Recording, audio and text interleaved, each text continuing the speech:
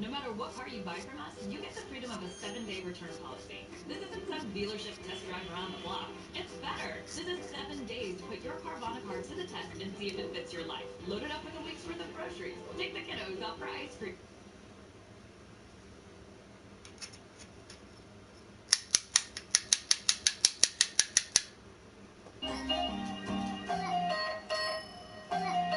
Yo, what's up, guys?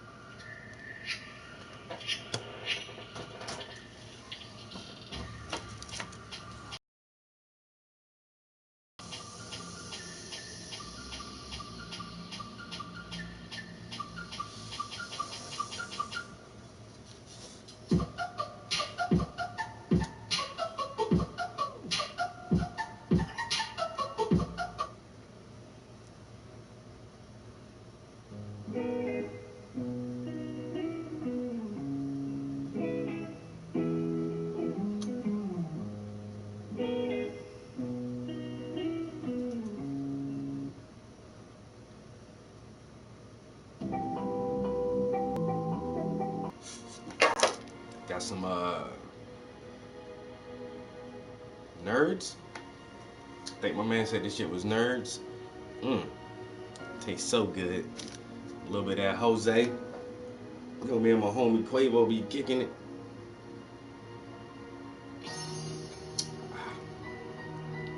Woo, boy. That first sip just warms you up so quickly. Especially after a long day at work.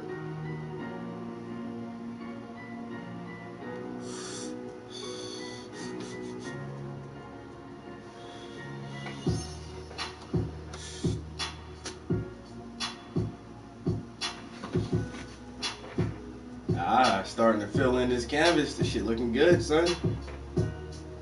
Gotta finish her jacket. I'll probably do her finish the elbow right there on her jacket, and then work on her pants, and then I don't know. I might just go ahead and fill the book in next.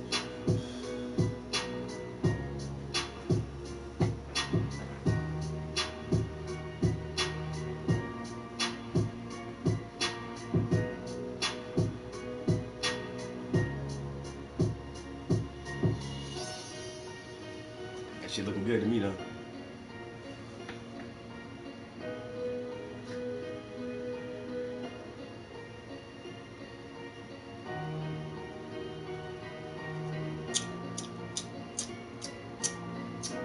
Boy, that shit is tasty.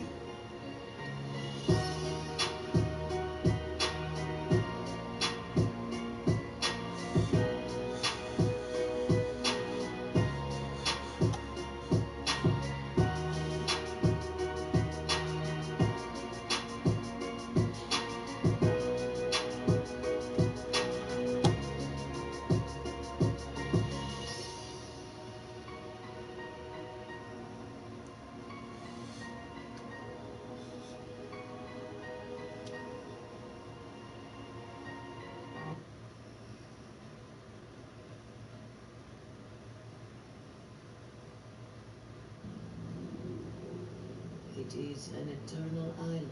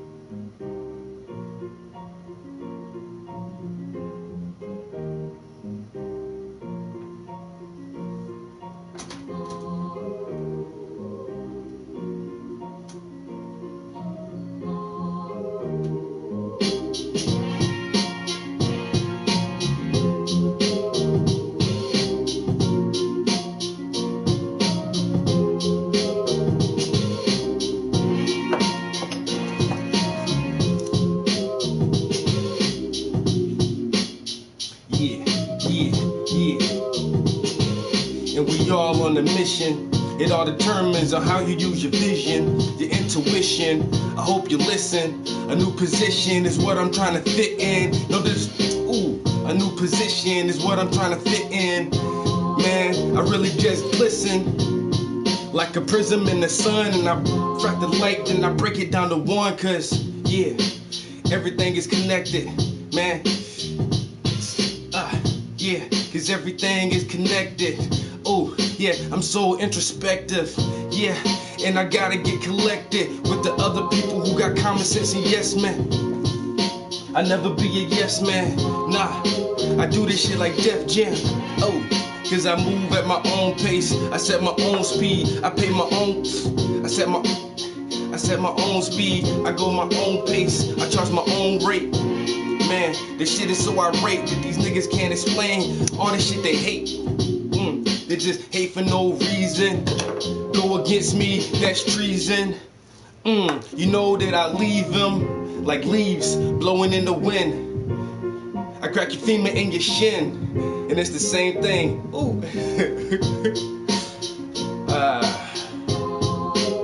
Some corner freestyles, yeah. Some corner freestyles, yeah. Some corner freestyles, and it's mental acrobatics, yeah. Flipping like gymnastics, man. And you know I am a savage. When it come to wordplay, man, I let you have it. And I really cause havoc. And that's damage. You can't stand it. Like static electricity when I believe in the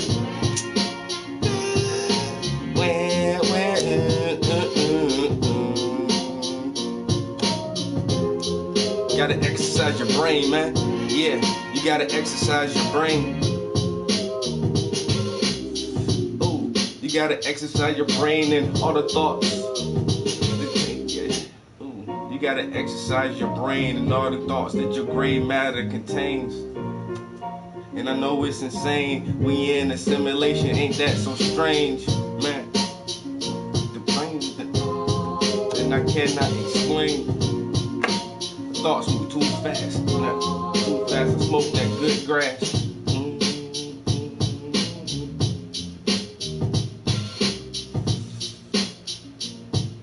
My thoughts move too fast when I smoke that good grass. But we all know things ain't built to last, and it's gonna go just like you and me. And one day everybody gonna know if the infinite is really.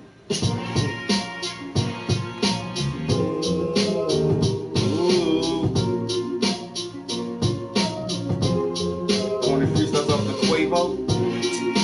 freestyles off the Quavo.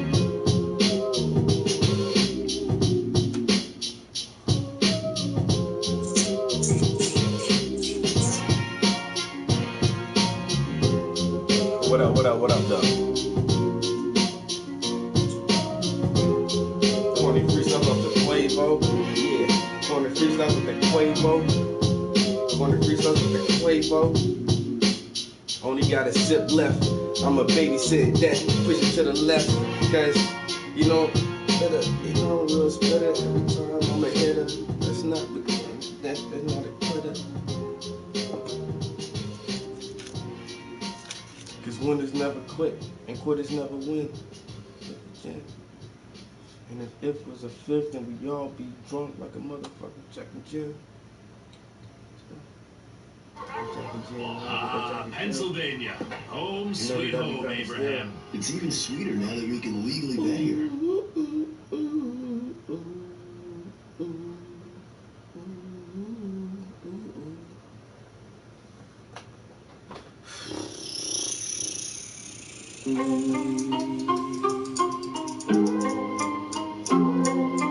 Anabolic beat. Anabolic. Really?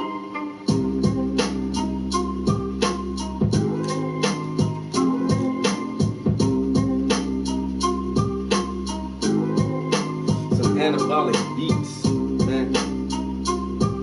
Oh, and I always got that heat, man. I'm drinking like an alcoholic, but I'm still standing. And I never been branded, underhanded. Man, I stay on top because I understand everybody must one day drop.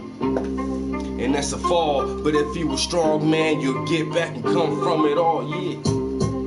And I like this shit, man. It's very fucking simple. This instrumental make me sit back, yeah, with my mentals and relaxing my thoughts, man. Let's get to when I like it simple.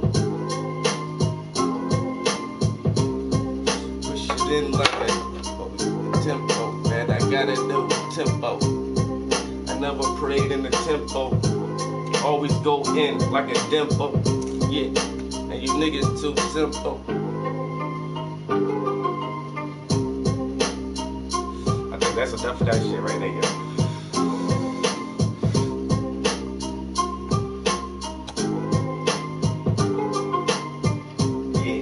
Yeah. Alright, the last sip of this too. Wait a minute. Before this go out, I'm gonna take the last sip and then one pour.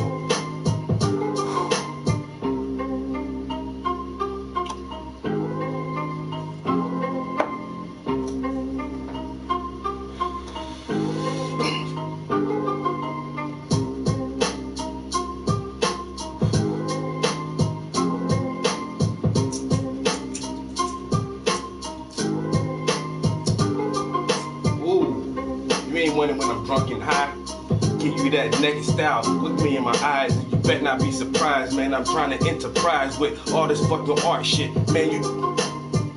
And I come through creeping, yeah. Everybody gotta learn that secret, that positive energy will reciprocate what you put out, man. So don't hate, cause you get hate back. And I put that love out, so stay intact with my true emotions. My feelings and my circumstances won't change unless I take a glance. I can't really get this beat, yo.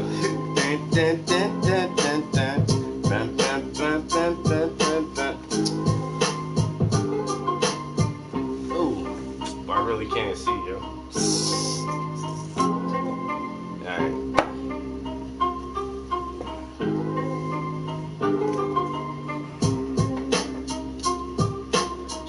Questionable.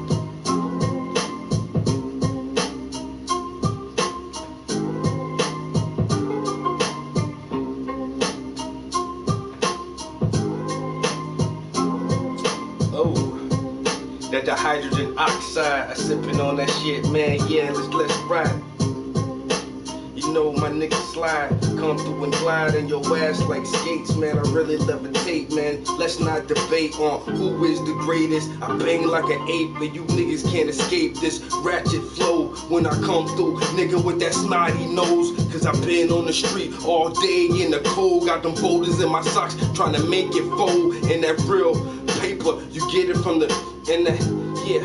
Cause I really make it flip, cause they call me Trap House, nigga. I got the name cause I earned my stripes, man. This shit ain't no game, and I never seen that jail, boy. I never did the bars, cause I'm too fucking smart, man. I move with the stars.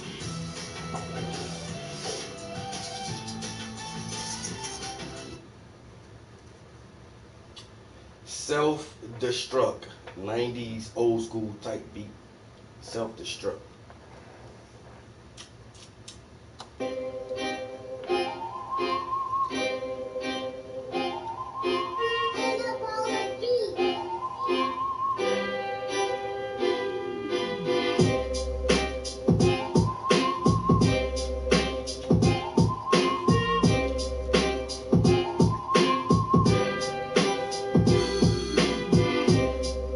So let's construct the real story on how niggas self-destruct. Cause we look at each other like we're fucking rivals. We kill them in the streets, then we...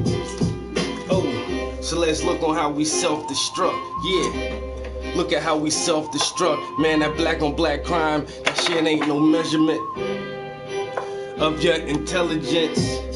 Man, they taught us as slaves to keep us divided, and that's the way, cause they enterprise. Like, I can't really fucking freestyle right now, yo.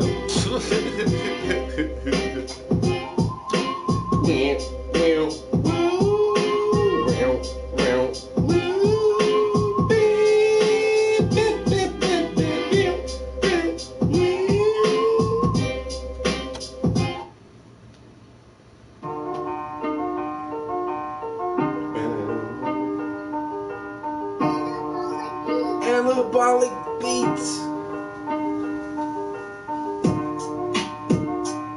Anabolic Beats, basic as fuck.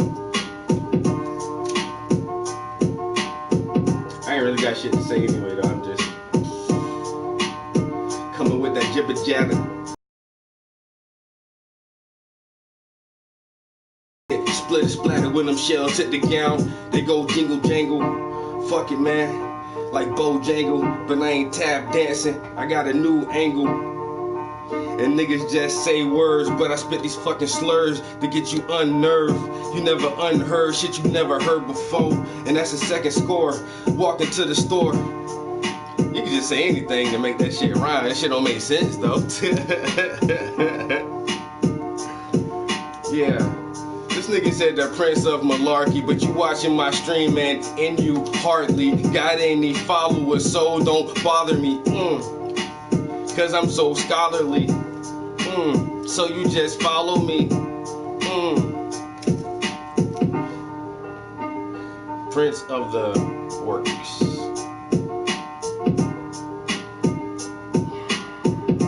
You be funny sometimes, sometimes you just miss it.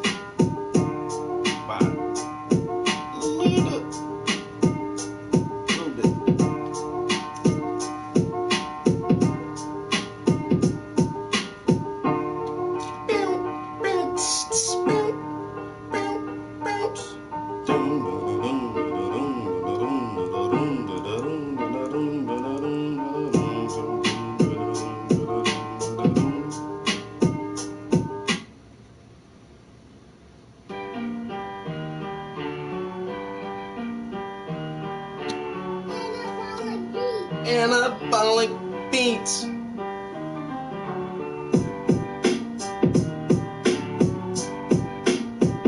Yo, Dre, what up, bro? Yeah. Cause I came from the Killerville. Them dirt roads where them killers really kill. And if you really squill, and you a fucking snitch, they probably find you dead ass body in the ditch, man. Listen, my real name is Prince. I got that shit, man. Check the fingerprints and shit get intense when I really represent. Cause I stay on my P's and Q's, man, and I get bent with that. Got a little bit of Quavo, so I stay low. Shine like a halo. And niggas they glow, but they go with that red beam, boom boom, and they blow. Pop they fucking top like a canister. And I'm an animal, so you can't handle a real fucking damager. When I'm in your area, I'm tearing up your sector. Yeah, I'll probably bury you. And I don't need a fucking shovel, man. I do this shit humble when I move it on the double. So if you really want to rumble, you agitate the gravel when I knock your ass out, man, and ride off in that saddle. Cause I'm a blazer horse, yeah, the war horse from that fucking Killerville, yeah. And no remorse when I kill at will, and I got fucking style, so I sit still, and I'm fucking wild, cause ooh, boy. So let me stop disputing all these facts, and no retribution, and no retribution, man. You niggas still looting out the box. I get my money off the top like a stock. I got investments, yeah, I got investments. A 5-bedroom house, 2 bedrooms, a 5-bedroom house, 2 bathrooms, resting. My own fucking studio. I stay suited from the hair to my cuticles, and I move it. I put it in them cutie hoes. Some of them like it in they booty hole. I do it real porno style, yo, here we go. So you ain't wanna bug with me, yeah? Come back with that shotty in the $150.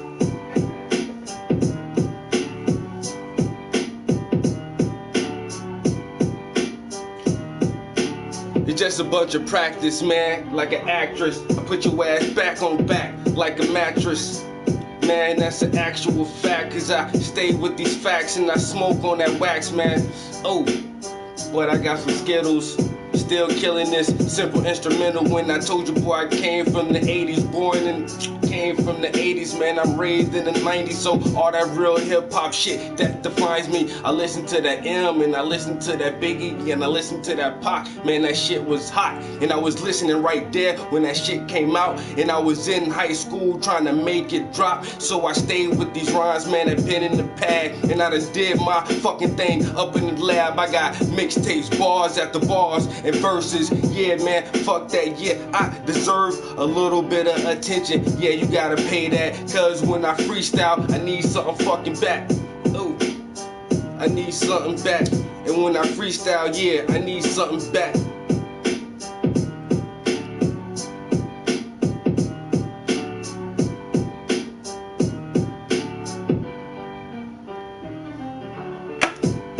And I got the voice to match. Oh, so if your boys can match a couple blunts, they can get in the cypher. If you got the lighter, I might not, and I might surprise you with some shit come out of my mouth, cause I look like a regular dread from the south. But if you really listen, man, I'm painting fucking portraits, and that shit get distorted if you ain't got the motion, cause you... I said I was gonna start smoking this shit.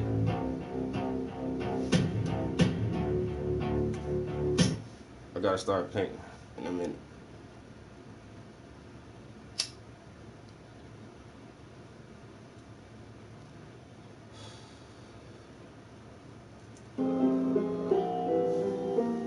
This shit sound corny already. This anabolic beats. Feel like something was on my fucking chin.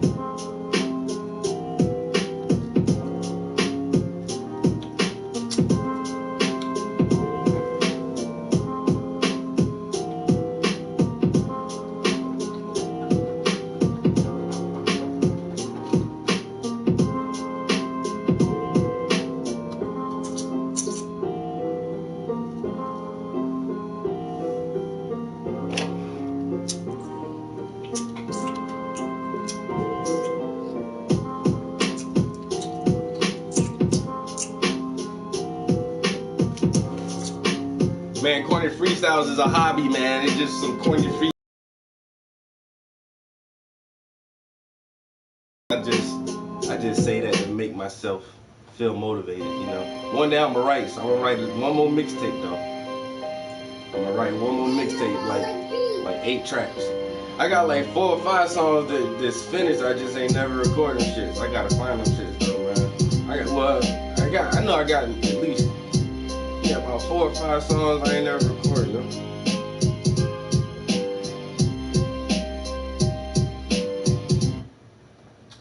I'll do that shit one day.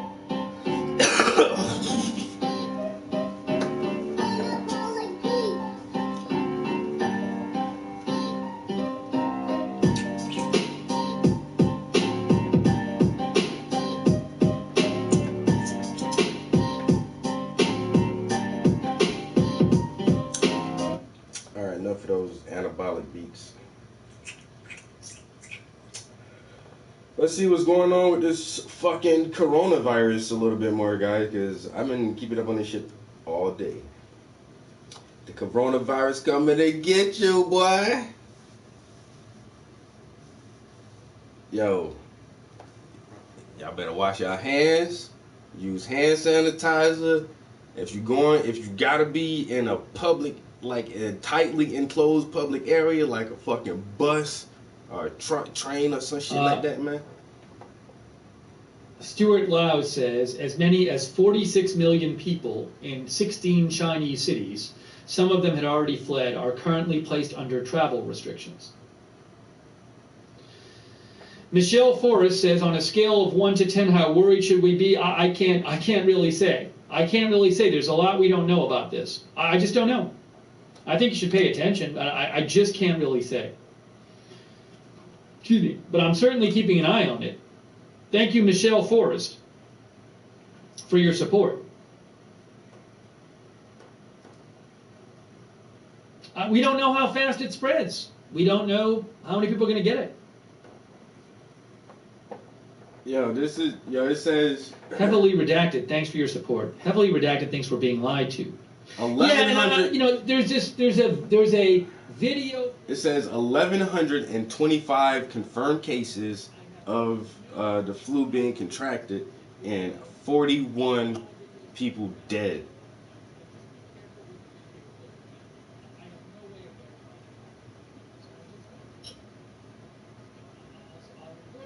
So it's over 1,000 confirmed positive cases of the coronavirus and 41 confirmed deaths due to the virus. I just don't know. Thank you, Heavily Redacted, for your support. Much appreciated. Yo. And thank you so much, Small Wildflowers. I appreciate Small Wildflowers. Thank you.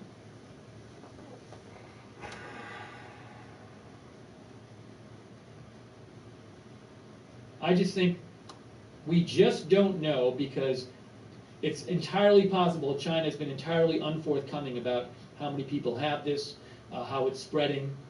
So it's just so much uncertainty.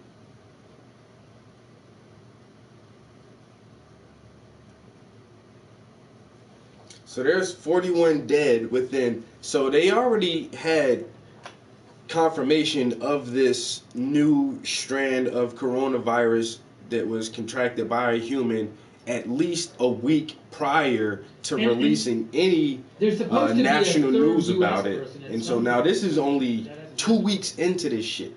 And some people are speculating that the Chinese government are not fully disclosing all the information of confirmed cases of contracting this fucking coronavirus.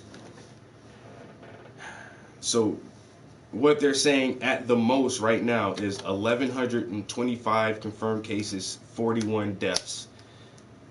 But hell, that shit those numbers maybe doubled or quadrupled as far as confirmed cases of that shit. And they said that they thought that maybe there was one person in New York who had contracted this virus, but they said we really don't think that's what it is. There was one person in Washington State that they were concerned about, but it has spread outside of China so far. So there's one confirmed case, at least one confirmed case in Australia. Did I hit the button and I turned my screen off? What the fuck?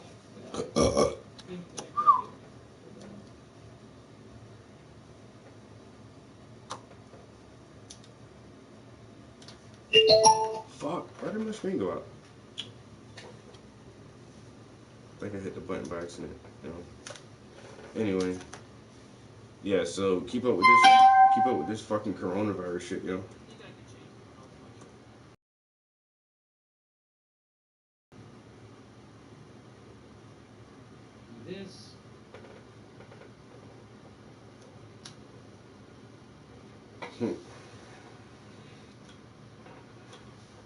I think I did it.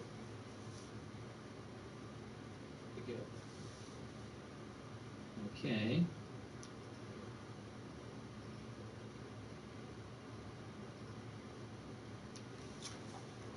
Yo, that shit is kind of scary, yo. This fucking flu came from some animals. They're thinking it was most likely a snake. It's a big change, so I'll do it this time. I'm not going to do it every time, but no, I got it. I was able to do it. They said most likely this shit came from a snake, yo. Somehow a human contracted a virus from a fucking snake. Some kind of respiratory pneumonia type virus, yeah. It's a title too. I'll leave it now.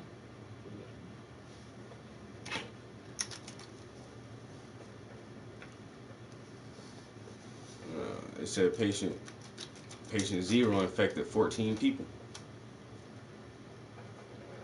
And I meant to bring some fucking waters up here, yo. Like, I did not bring waters into the studio, and I'm hella fucking thirsty. check. Let me just see. I want to check some more. But the World Health Organization says that Let me see what else is being reported on that. stopping all transportation in and out of the epicenter.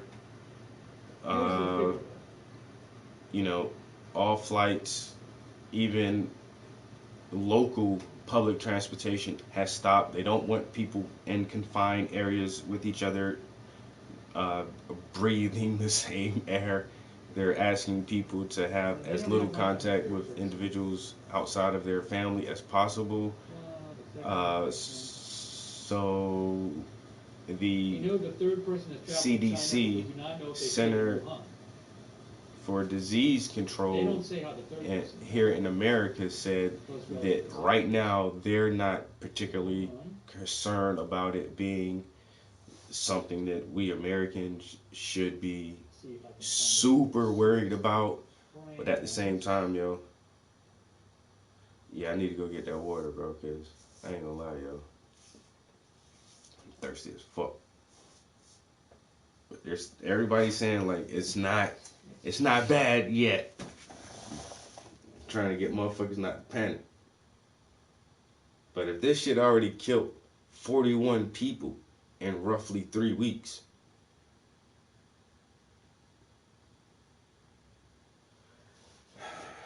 they said it started in a market, a food market. This is Le Parisien.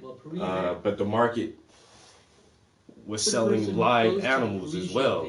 Goats, cats, dogs, snakes, rabbits, live animals, along with other produce and other already butchered meats.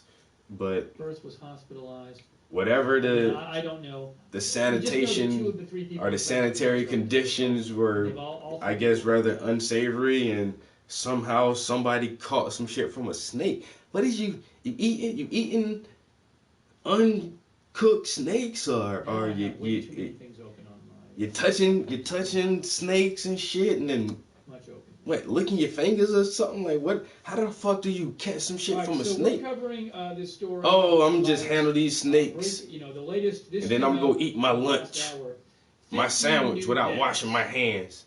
This sandwich is good, tasty.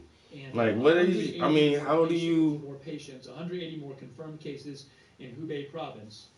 That took the total. I don't know, man. Who knows what the unofficial number is? It's a weird ass fucking situation, and they should just kill them motherfuckers, The official death toll is 41, and 1125 cases around the world. Most of those in China. I am gonna go grab these waters real quick.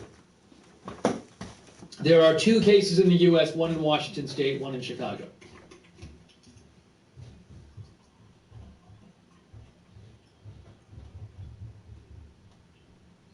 Hey, big thanks to our mods, Becky Scarlett, Amber Licious, Mark Helton, appreciate all of our moderators, Contao Creek. Thank you, moderators. Linda Belk, Sharon Craig in our Periscope chat, JKD.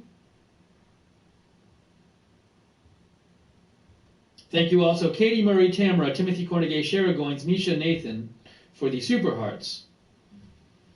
Also thank you to our Facebook mods, Kimberly Peterson, Courtney Lane. Thank you, Michelle Trudeau-Wright, for the stars. I appreciate that, Michelle Trudeau-Wright. Thank you. Also thank you to our Twitch moderators, people like Keisha Umarat, Idaho Star, Smoke, Matthew Johnson, Daily Disclosure, and more. Pretzels and cheese.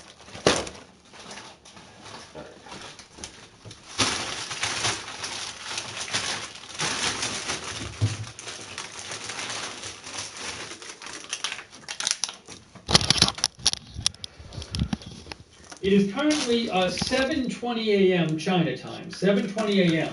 So I assume we will be getting more.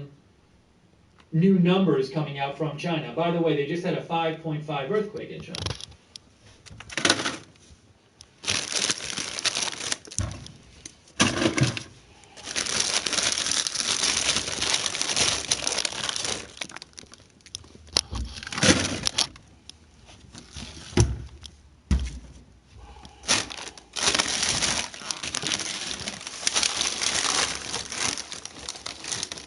sometimes I like warm water. I like room temperature water. So these motherfuckers got a virus in an earthquake. Man, we're about to cut to it. I think we're gonna get a bunch. This is I think beginning we're of gonna the get a bunch more apocalypse. news World War about III this about to today, start. because We it just got seems like there's viruses. We got every day more earthquakes and more happening patients everywhere, man. to a greater number. Volcanoes blowing up, killing motherfuckers.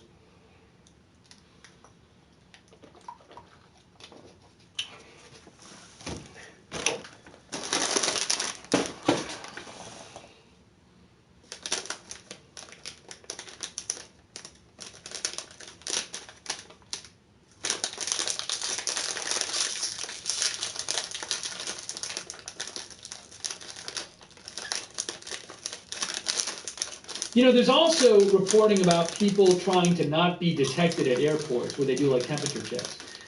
Jeremy Farrar said the challenge of using temperature screening at airports, people may be infected but not yet have a fever. And also, airports, France screening passengers for fevers, but woman claims she loaded up on medications to lower her temperature so she could evade detection. Lori Garrett says, I've seen this many times. Leaving Plague India in 1994, there were people passing out aspirin to lower possible fevers before landing in Heathrow. On exit from Ebola, a Liberia woman bragged about ice in her bra. And also, not everybody who gets sick gets a fever. So screening people for temperature before they get on a plane or train or something is a very imperfect way to figure out who has this. Hey, thank you, Fiona Holt from New Zealand. Much appreciated. Fiona Holt, thank you. And thanks for thanking the mods.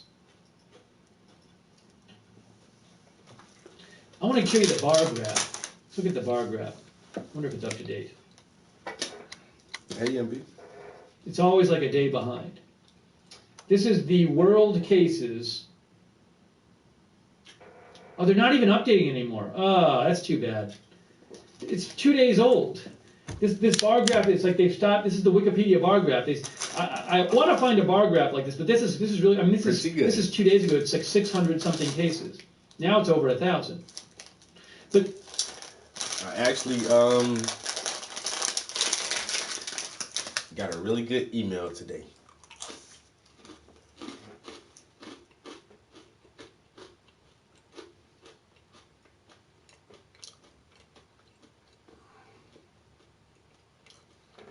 January 24th, 2020. I don't know why they put a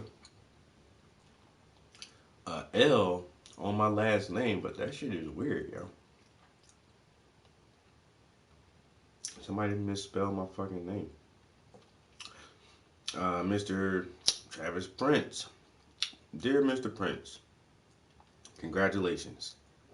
We are happy to inform you that your project was reviewed by the community panel and has qualified for our 2019 Lackawanna County Arts and Cultural Community Project Grant, and the amount of, I ain't gonna tell y'all how much money I'm getting.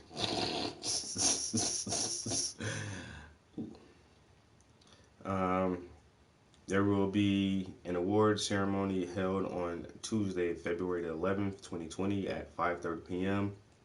in the Shopland Hall on the 4th floor of the Scranton Cultural Center located at this address. All recipients of the 2020 Community Project Grant must be present or send a representative to receive the grant check. A snow date and details may be viewed at Lackawanna County's website. If the event is canceled, you'll be notified and the information will be on the website. Please sign and return a copy of the agreement enclosed in the envelope.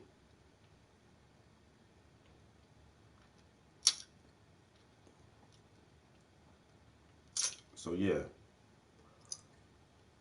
actually got a grant, yo.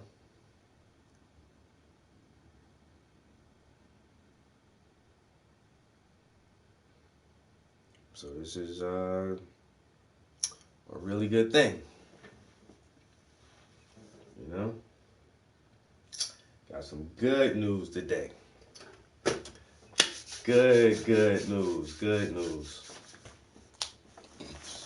because I thought that project was gonna come out of my pocket because I already took stuff to the printing shop and I was already just intending on like just paying for it out of pocket myself. You know what I'm saying? Even though it's a community project, it's something that's gonna be at the gallery for the community to benefit as a part of our nonprofit.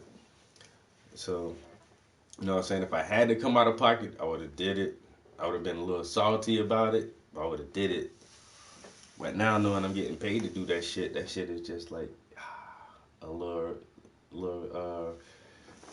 weight off my shoulders.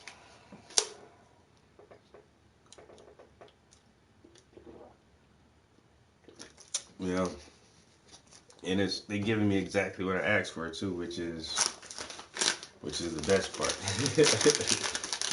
Because I thought I was asking for too much for a minute, but when I did all the math, you know what I'm saying, and paying myself what I wanted to get paid for, you know, the conception, the design, the fabrication, the delivery, the installment, and it's like, yo, I want this much, yo, just, you know, and this will go towards this project, you know what I'm saying?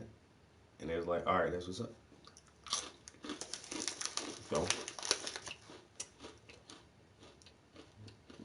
feel like I did good, yo. You know what I'm saying? Get this concept out there to the people.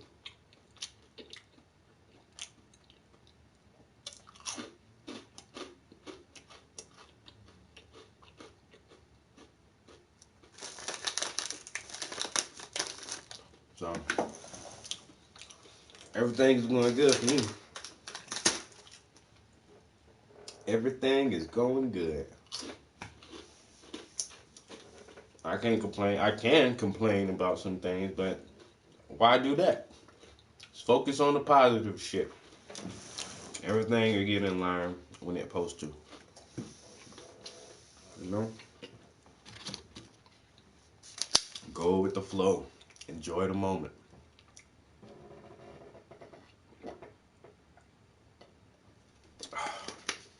So I got a raise this year. Yeah, I got a big raise, yo. I ain't gonna tell you how much I make, but my raise was $3.50. I'm like, God damn. Word? Oh shit, son.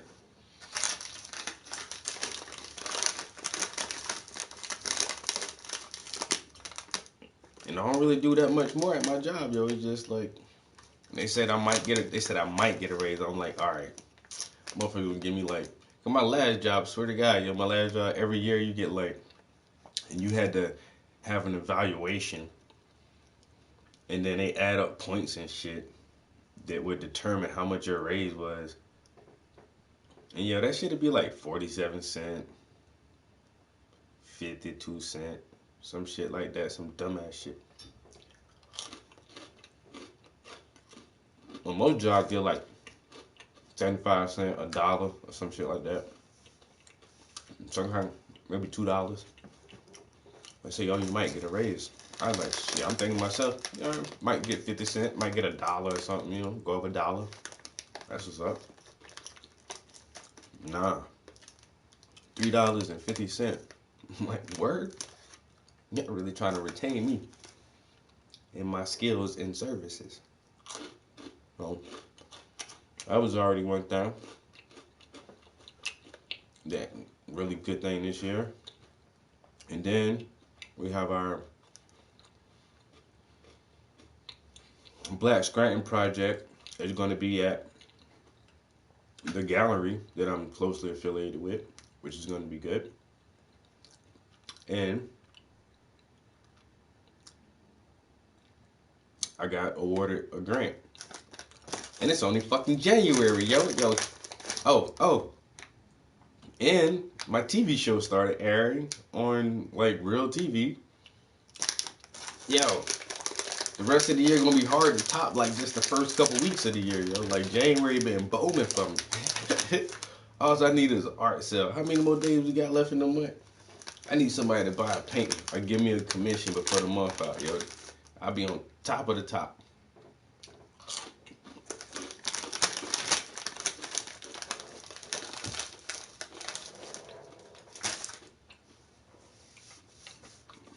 Swear, yo. January going really good right now. On January 18th, less than a week ago, there were 62 cases. Like a week ago, 62 cases officially. And now, I mean, it's way higher than this. This is 600 something. So we need 2 more bars, and they're about, the second one's going to be about twice as high. That's just the official cases. It's too bad. It looks like they're not updating that graph anymore. That's what I'm saying. Last week it was 62 cases. This week it's over 600 cases. Someone's got to get on the ball. At Wikipedia. Someone's got to, who knows how to use the graphing program's got to post a new graph on Wikipedia.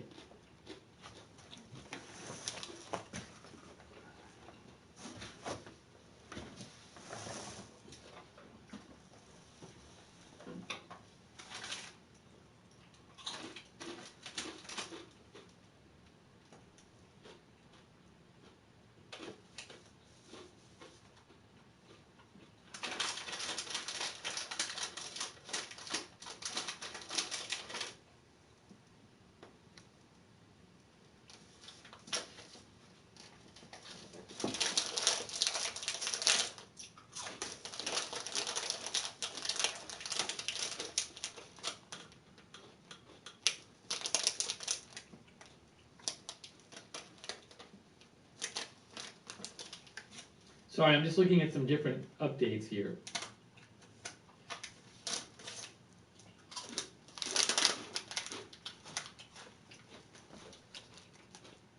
Man, these shits taste just like combos. That's all that shit is, yo.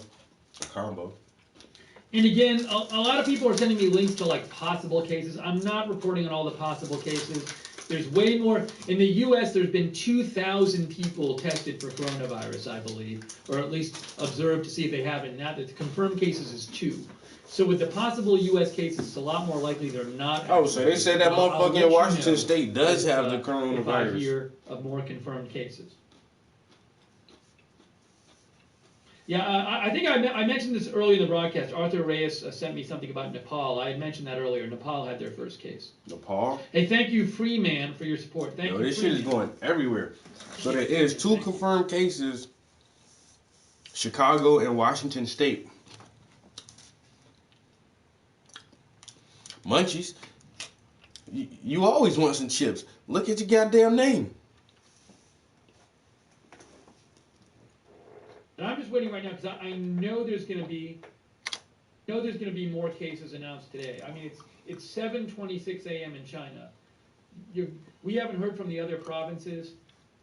But that's the thing. Like they said, patient 0 infected 14 people. So the case in Washington State, before they knew what the fuck it was, how many people was exposed to this person who was carrying this virus? Knowing it is. Whoa. Felt like I had to cough and burp at the same time. You almost choked myself to death just now. Damn. Hey, thank you, Blasco. You can't get into heaven if you die like that. Appreciate it. Thank you, Blasco Dugama, and thank you, Blasco, for thanking the moderators. Also, thank you for having how many people were in direct contact with this patient before they figured out, like, oh shit, it's the coronavirus. Like, now you got like 7 staff members and whoever was in the fucking waiting room or the lobby. Like, everybody exposed to that shit, yo. They go to burp. Like, yo, that cough and that burp try to come out at the same time a second ago, yo. I felt awkward. It's like sneezing and farting. You almost shit yourself. You ever sneeze and fart at the same time? No, you damn near shit your pants. 1,000-bed quarantine center in Wuhan. But the more cases there are, I mean... They want 1,000-bed quarantine center, but there's already over 1,000 confirmed cases. But we're going to get a quarantine center for 1,000. They can hold 1,000 people. And then there's all these people... That's a little too little, too late. Thank you, C. Riley, for your support. Thank you, C. Riley. So, I mean, at a certain... It's just the more people that get it... That's the more people that need treatment, the more close relatives or close contacts that need to be observed, probably the more people who go to the hospital thinking they might have it.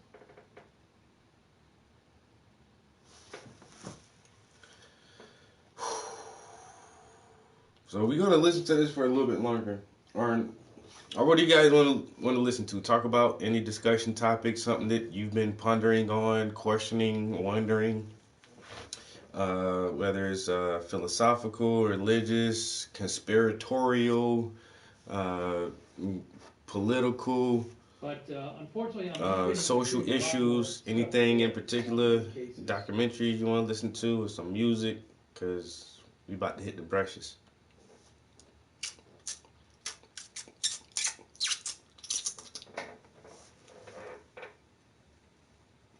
Our viewer Joey says economic output is at risk in China. Oh, this certainly could hurt the Chinese economy and the world economy as well.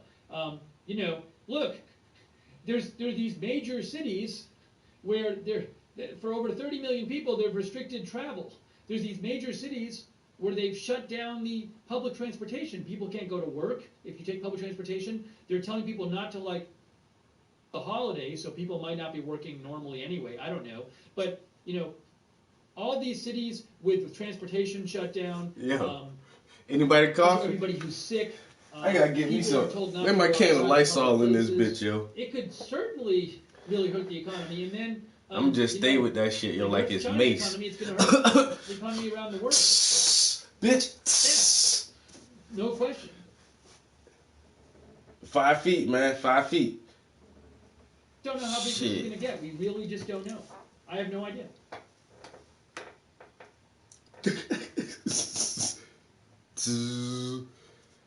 Telling you, man.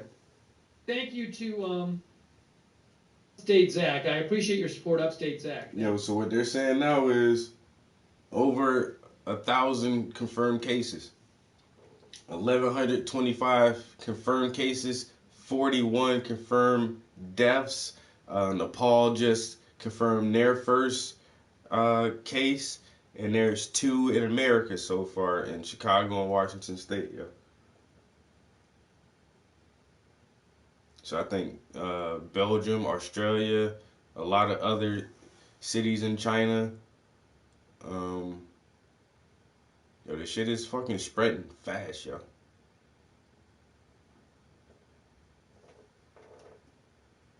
We're just checking some different sources here.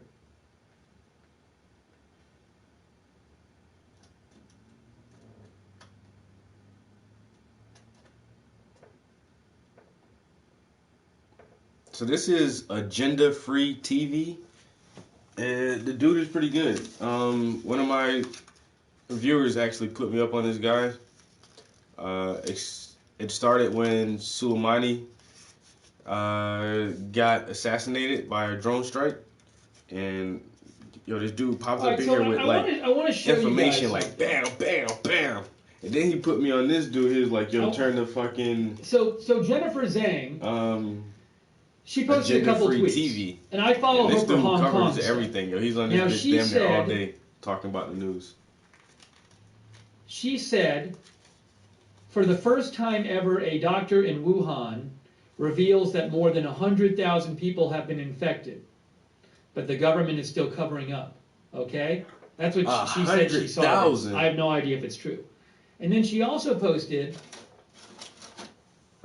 another reliable source whose relative is a Wuhan urban management officer told me that according to internal information, about 100,000 people in Wuhan have been affected by what's going on.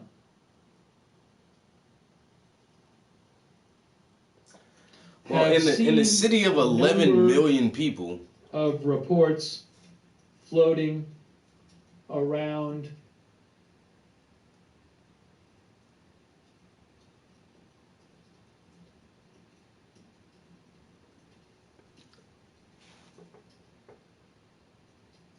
$100,000 compared to 11 million. But that's still a lot, though.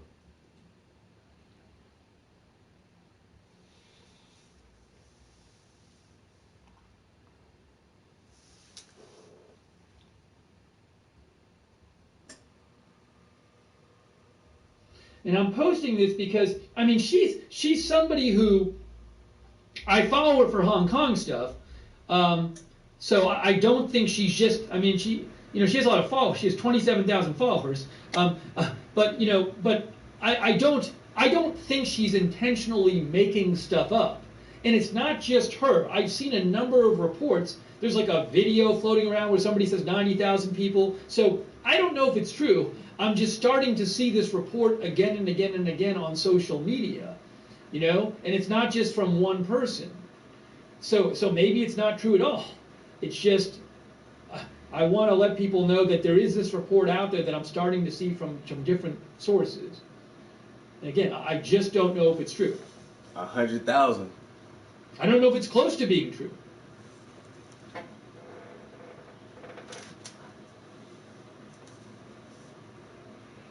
This says infected, it doesn't say died. You know? So we'll wait and see. We just don't know right now.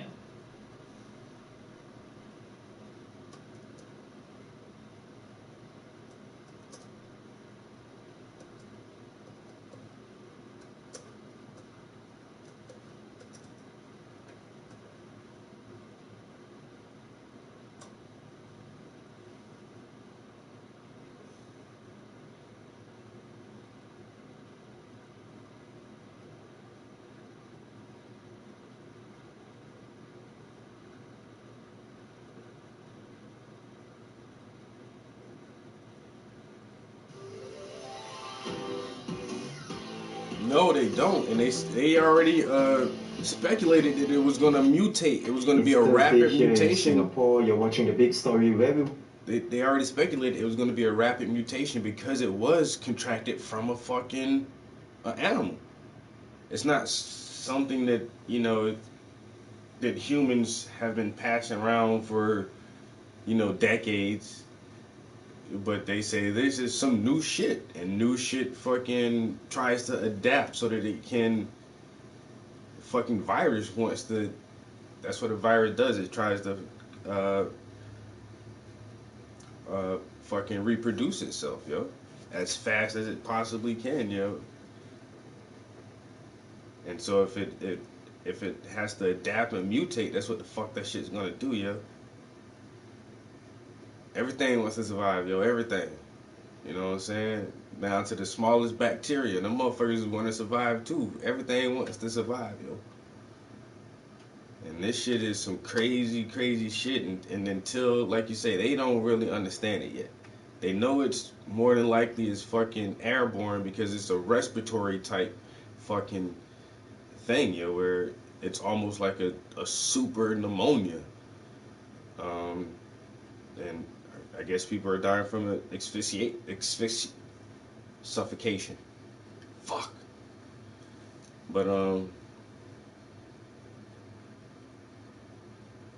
yeah, they don't understand this shit, and China's always so secretive with their whatever goes on in their country, yo. And I can kind of understand why. Like, they have been able to stave off the majority of Western influence for generations now. They've done a really good job at keeping their culture intact, but shit is changing, and Western influence is so fucking strong.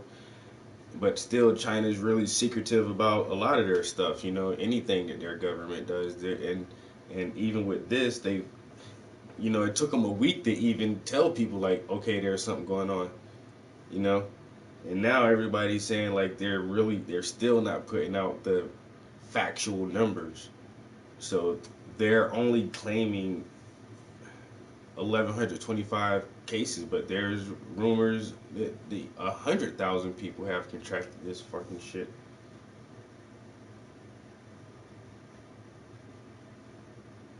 The hottest topics of the day and explain why they matter. I'm Haryanto Diman, coming to you live from the Straits Times newsroom. The Chinese city of Wuhan, the center of a virus outbreak, is on lockdown. All modes of transport out of the city of 11 million are suspended in an attempt to contain the spread. The virus has killed at least 17 people and infected nearly 600. The people in Wuhan have been urged to not leave the city unless they have special circumstances. Following the travel halt, Taiwan's China Airlines has suspended flights to Wuhan, while Hong Kong's MTR Corps has suspended sales of high-speed rail tickets to and from the city. The World Health Organization yesterday delayed the decision on whether to declare the outbreak a public health emergency of international concern. The United Nations agencies say it would meet again today to determine a strategy. We have China Bureau Chief Tan Dongwei, who is in Beijing, live on Skype right now. Hi, Dawn. Hi. Dawn, if you could tell us, how are the Chinese authorities going to enforce the lockdown? I mean, we're talking about 11 million people in the city. Yeah, the authorities have already mobilized large numbers of the People's Armed Police, regular police officers and traffic police to be stationed at the major transport hubs like the airports, the coach stations, the railway station, as well as highways leading into and out of the city. I believe the central government would have deployed resources from other provinces to Wuhan to help enforce this lockdown, such as transferring more police officers to the city.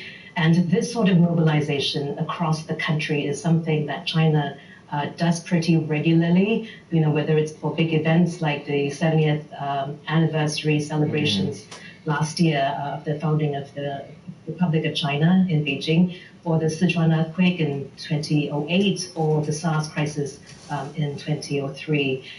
There are also large numbers of volunteers who are going into the city to help out, whether it's at the hospitals or at these transport hubs or at the borders or anywhere where they need help.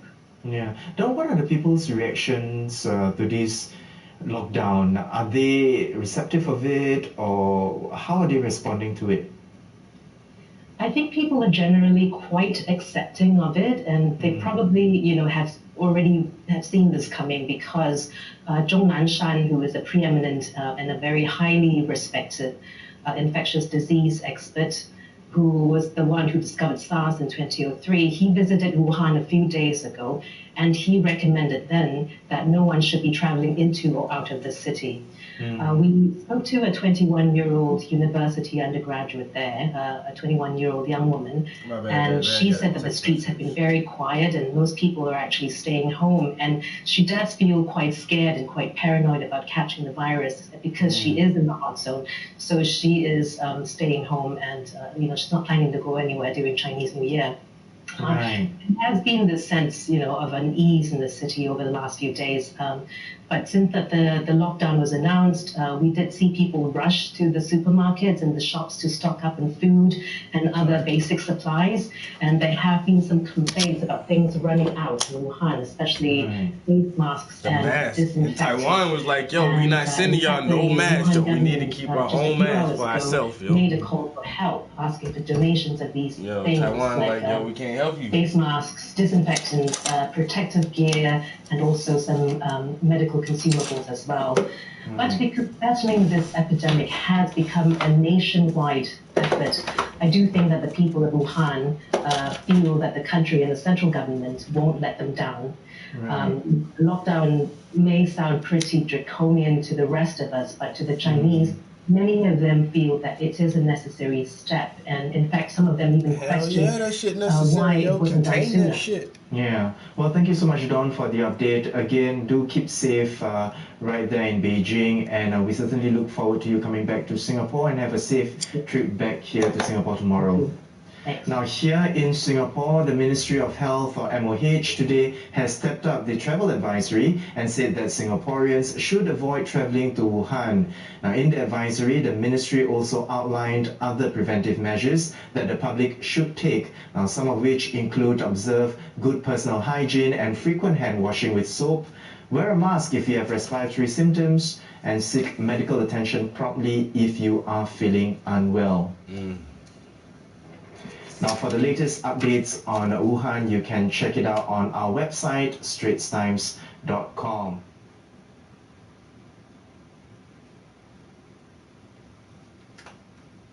Yeah, buddy. It's the real shit, guys.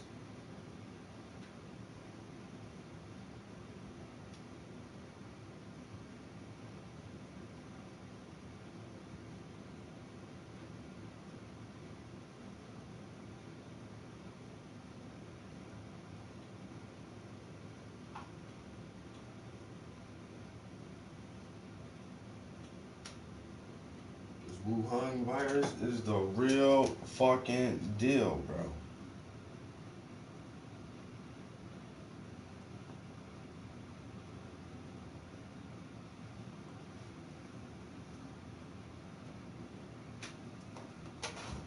Like I say, check on that shit at least once a day, yo.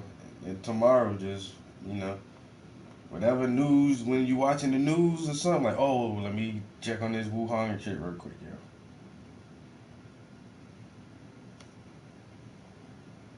Cause I'm gonna try to definitely keep up with that shit. They talking about 2 cases in America and they shit spread super fast like that. Fuck that.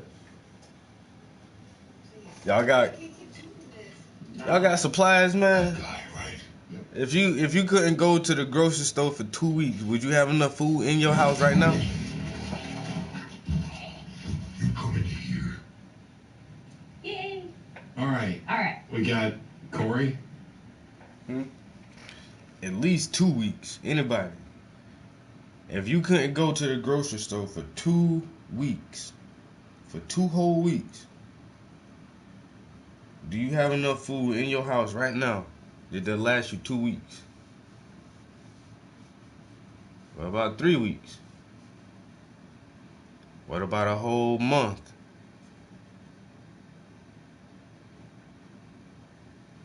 If you couldn't grocery shop for 4 weeks, there was no grocery stores to go to for 4 weeks, do you have enough food in your house right now?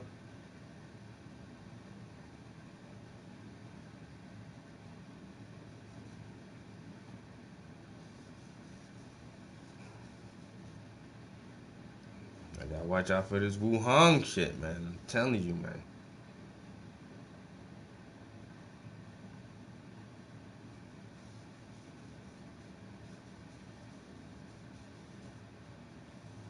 Fuck Putin. Fuck Syria and all that other shit. You know what? That's something else too, man. You gotta, I gotta check up on some other shit now, cause this right here may be a distraction for some other shit too. About to go deep with it. You know? Get motherfuckers to focus on one part of the news so they can fucking get away with some other shit you ain't looking at and ain't paying attention to. But I can't go for that. No, no can do. No, I can't go for that.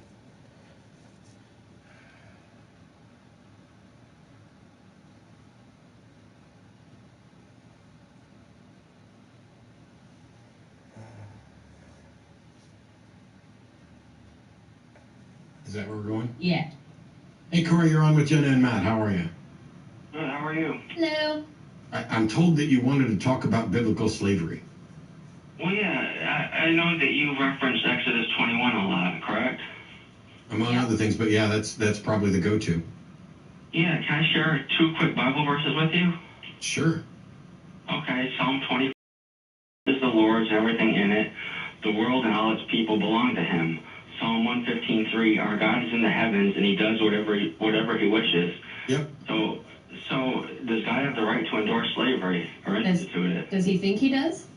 No, does he have the right to? No, he doesn't. Well, I can't stop him from endorsing slavery. The question is it right to, not whether or not someone has a right to endorse slavery, is whether or not it is right, morally right to endorse slavery. Simply saying that, okay, hey, the Bible endorses slavery, and somewhere else in the Bible it says that everything belongs to God, so he gets to do whatever he wants. I don't give a shit. The fact that everything, well, you don't have to. You know, even if the point is that it doesn't change whether or not it's moral. If you are God and everything is yours and belongs to you, does that mean that there's no moral consequences to how you decide to treat the things that are yours? Well, I mean, that's really irrelevant. He didn't consult me when he instituted slavery, and maybe you're pissed because he didn't consult you either. I don't know. I am pissed that he didn't consult me. He's never consulted me, and the words that are being represented on his behalf show that he is demonstrably immoral and less moral and has less moral understanding than I did. So maybe if he'd have called me and consulted me, we could have sorted this shit out rather than having a book endorse immorality for thousands of years, polluting the minds of countless people. right. So you're morally perfect, right? No, but I'm morally superior to the God in the Bible. Well, I'm glad you think so. I'm right. Okay, so are you gonna just bring sarcasm in here, or are you gonna have a fucking conversation? Corey? You're right. Corey? Corey? I can't argue with you, right? No, we can argue. Here's the thing. There's nothing to argue about. You're right. Hang on. You're God, right? Dude. I didn't say I was God, Corey. Dude, I'm done with You're that. putting yourself in the place of a God. Yes, I am, Corey. And wouldn't you prefer me as a God? Would you prefer Corey? What? Would you prefer me as a God being opposed to slavery, or someone else as a God saying slavery is okay? Which would you prefer? You're not God, so it don't matter. Are you going to answer my question? No, I'm not. You know why you're not? Because you're fucking afraid of the answer. That's why. No. You know that you would rather have me as a God. It's hypothetical. You're not God. I didn't say I was God. I said I'm better than your God. You're implying that you are. No, I'm not. I haven't remotely implied that I'm God, Corey. I've said I'm better than God. Bye. I think he's right. I think you're right. Corey hung up on his own.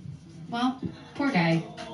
Oh. That's my job. How dare you take my job of hanging up on you, Corey? Motherfucker. Do you think you're God or something? Do you get to hang up on yourself, Corey? I don't care. You must think you're God. No, I just think your God sucks. Yeah. Sorry. Absolutely ridiculous. There you go. Wow. I heard about these. I've never seen one before. Yeah, well, I have. Yeah. Look for yourself.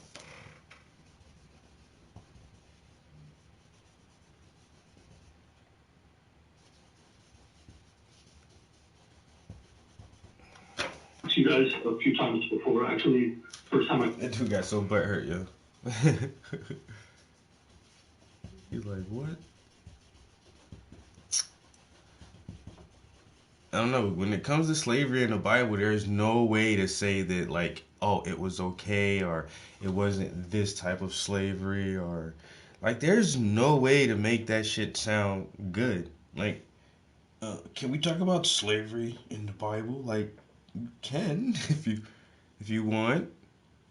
There's still slaves, and God said it was okay to have slaves. What? You know? Is that fucking moral? Well, God owns everything, and it doesn't matter, bro. Is it fucking moral? Then you are more moral than your fucking God, because you don't endorse slavery. You don't believe that an individual should own another person as property. So that gives you a moral high ground over the God of the Bible. That makes you better than God. Anybody who doesn't believe in slavery, who thinks that slavery is a terrible, atrocious, heinous act, you are already more moral than the God of the fucking Bible.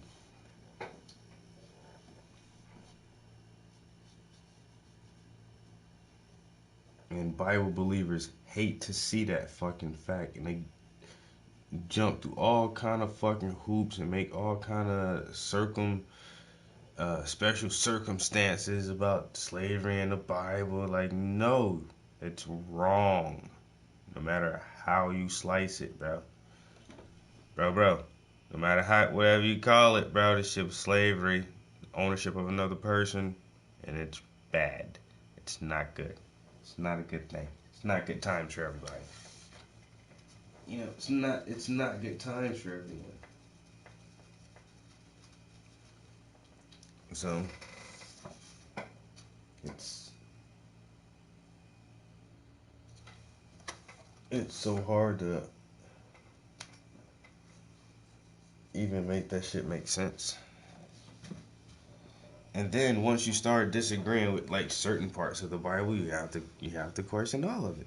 Like, well, why is this that way? And then you say, well, fuck it, it's just faith. Just gotta have faith, the faith. Ooh, faith.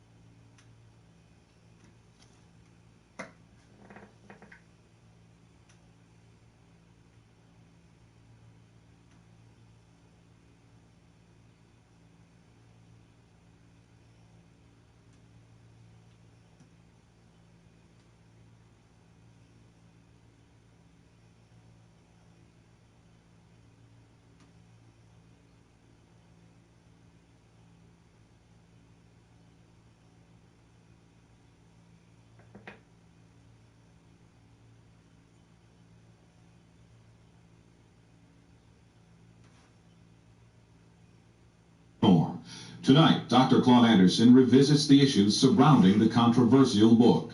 Welcome to Detroit Black Journal. I'm Daryl Wood. On this edition of the Journal, Dr. Claude Anderson provides solutions to make Black America economically competitive as a group. That's straight ahead on Detroit Black Journal.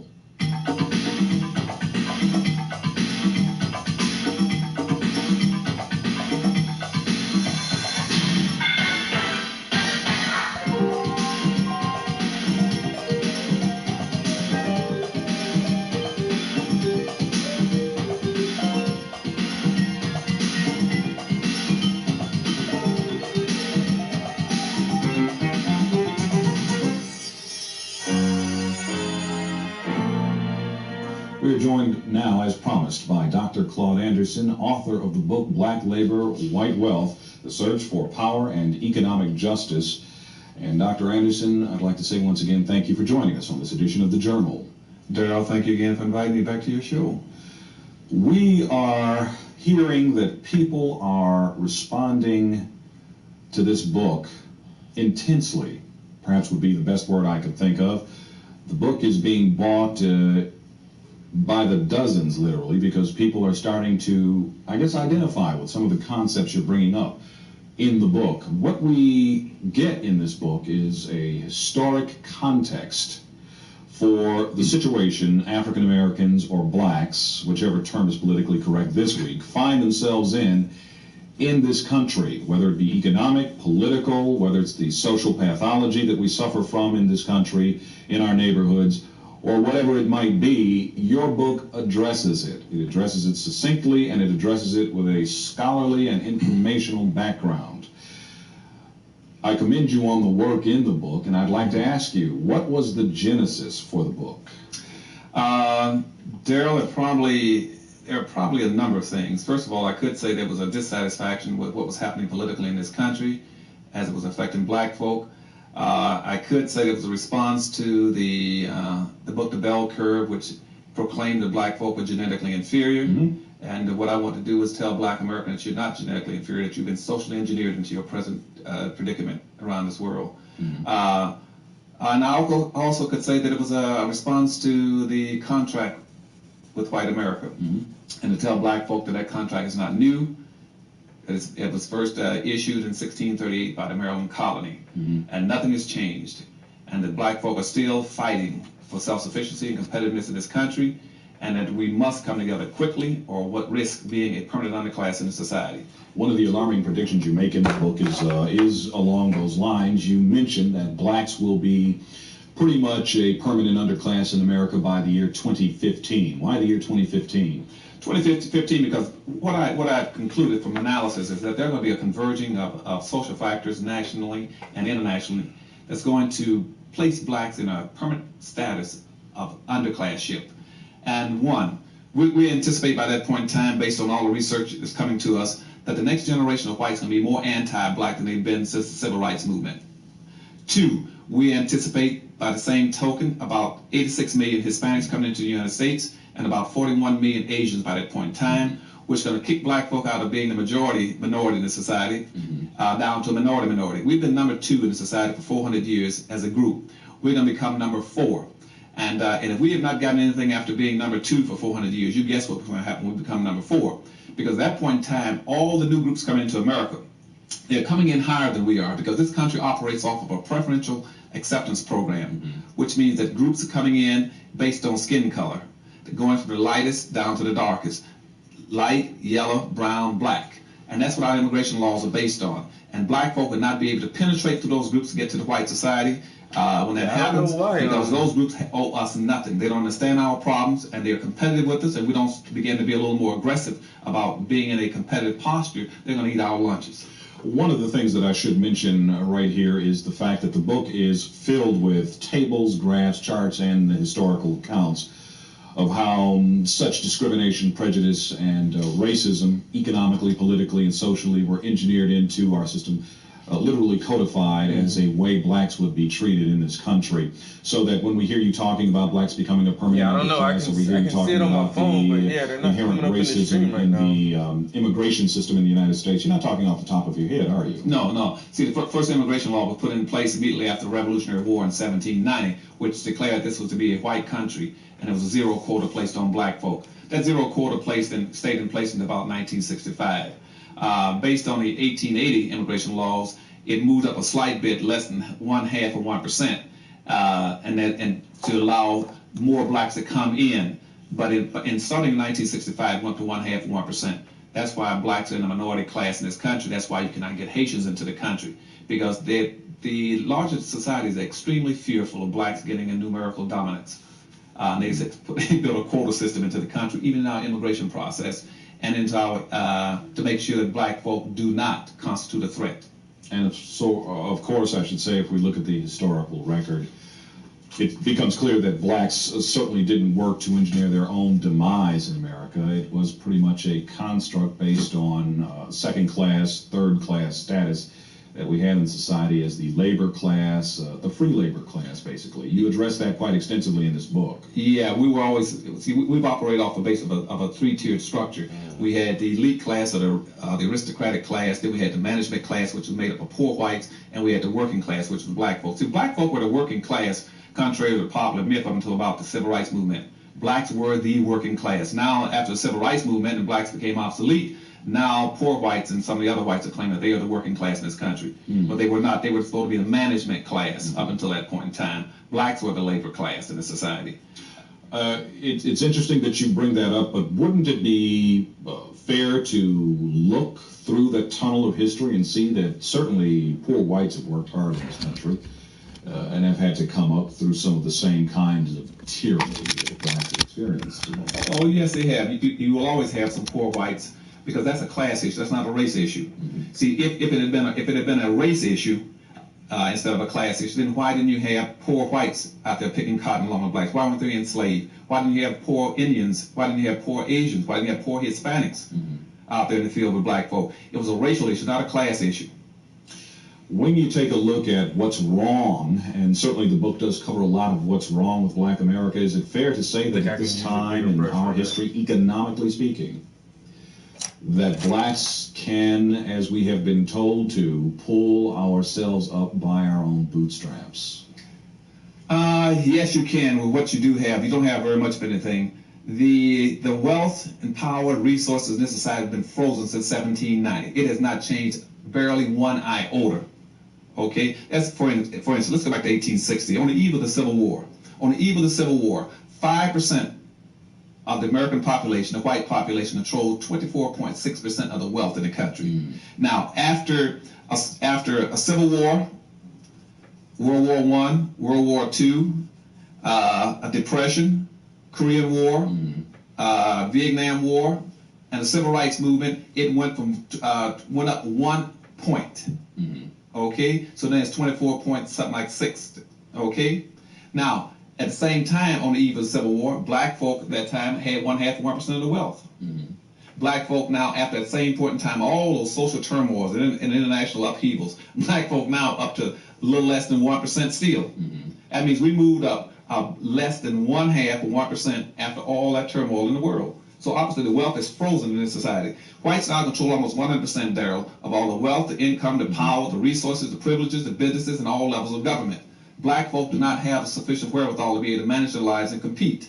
Now, contrary to what anybody tells you, we cannot compete because we don't have it. It's not a question of that we are genetically inferior or inferior as human beings. It's that you do not have the appropriate tools and devices and controls and mechanisms to be able to compete with other groups. But certainly we can look and see in this society where blacks are matriculated economically, educationally, politically, there's some advancement. Oh yes, most definitely there's some, because there's always going to be an exception to the rule. I mean, I've heard people ask me on different shows, Dr. Anderson, if things are that bad for black folk, well, how do you explain Bill Cosby and Oprah and Michael Jackson and Michael Jordan? What does that mean? What it means is white racism is not perfect. That's what it means. You'll always have exceptional blacks for a number of reasons. First of all, you'll have some exceptional blacks simply because they defy and beat mathematical probabilities, point one. Point two, you will have some blacks who will survive and do extremely well, simply because whites want to be able to demonstrate that the society is not totally shut out, against black folk, locked up against black folk. And thirdly, you will find at least some exceptional blacks who have been picked or chosen by some of the white power structure, said, this is my black, this is a special black. And in history, we have a special name for those individuals that I've talked about in the book. Those what we call some ultra-conservative blacks who see things strictly through the eyes of white folk. They've learned how to subordinate themselves and to try their best to protect and maintain the status quo, and for that they're rewarded by the white society. Well, they've matriculated through the educational system, they've moved up through the political system, they've survived social penury, and they've gone on to achieve something. Isn't that worth something? Oh, most definitely. But see, unless it's tied back and networked back into the larger black body, it has very little impact on black folks. Why do you think it is that blacks then do not tie their successes individualistically as they may be viewed back into the group? Because black folk have bought into a lot of the basic premises in the Constitution, which says that to be successful, it must be based on what an individual can achieve in and of his own. That is not true. At the same time, black folk were being subjected as a group in this country when the Constitution was being drafted and implemented and approved. You had something like about 3 million black folk who were subjected to slavery. So then, see, whites have never as a group been enslaved in this nation. So they had a right to be able to go out and experiment and achieve, and as far as their God-given rights were given. And but see, racism means race. It comes from the word group, and blacks are still perceived as a group in this country. We went into racism, we went into slavery as a group, we went into Jim Crowism as a group. We can only come out as a group, and individualism has no significance unless it's not tied back into trying to help that group come out of that deplorable condition. Then, because we just don't have enough time to address everything that I would like you to address, if we take a look at a few points and just summarily talk about them. For instance, what's wrong with blacks politically in America, and why haven't we made more strides? Because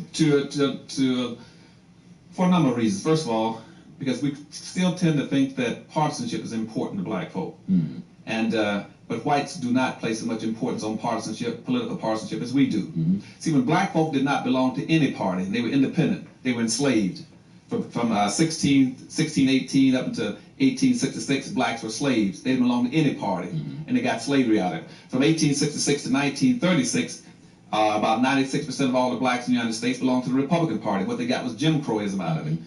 From 1936 up to 1996, almost 97% of all the blacks in the United States belong to the Democratic Party. What they've gotten is benign neglect. So partisanship is not the issue. The issue is that black folk have never had an effective strategy for dealing with white racism in this country. That's the issue.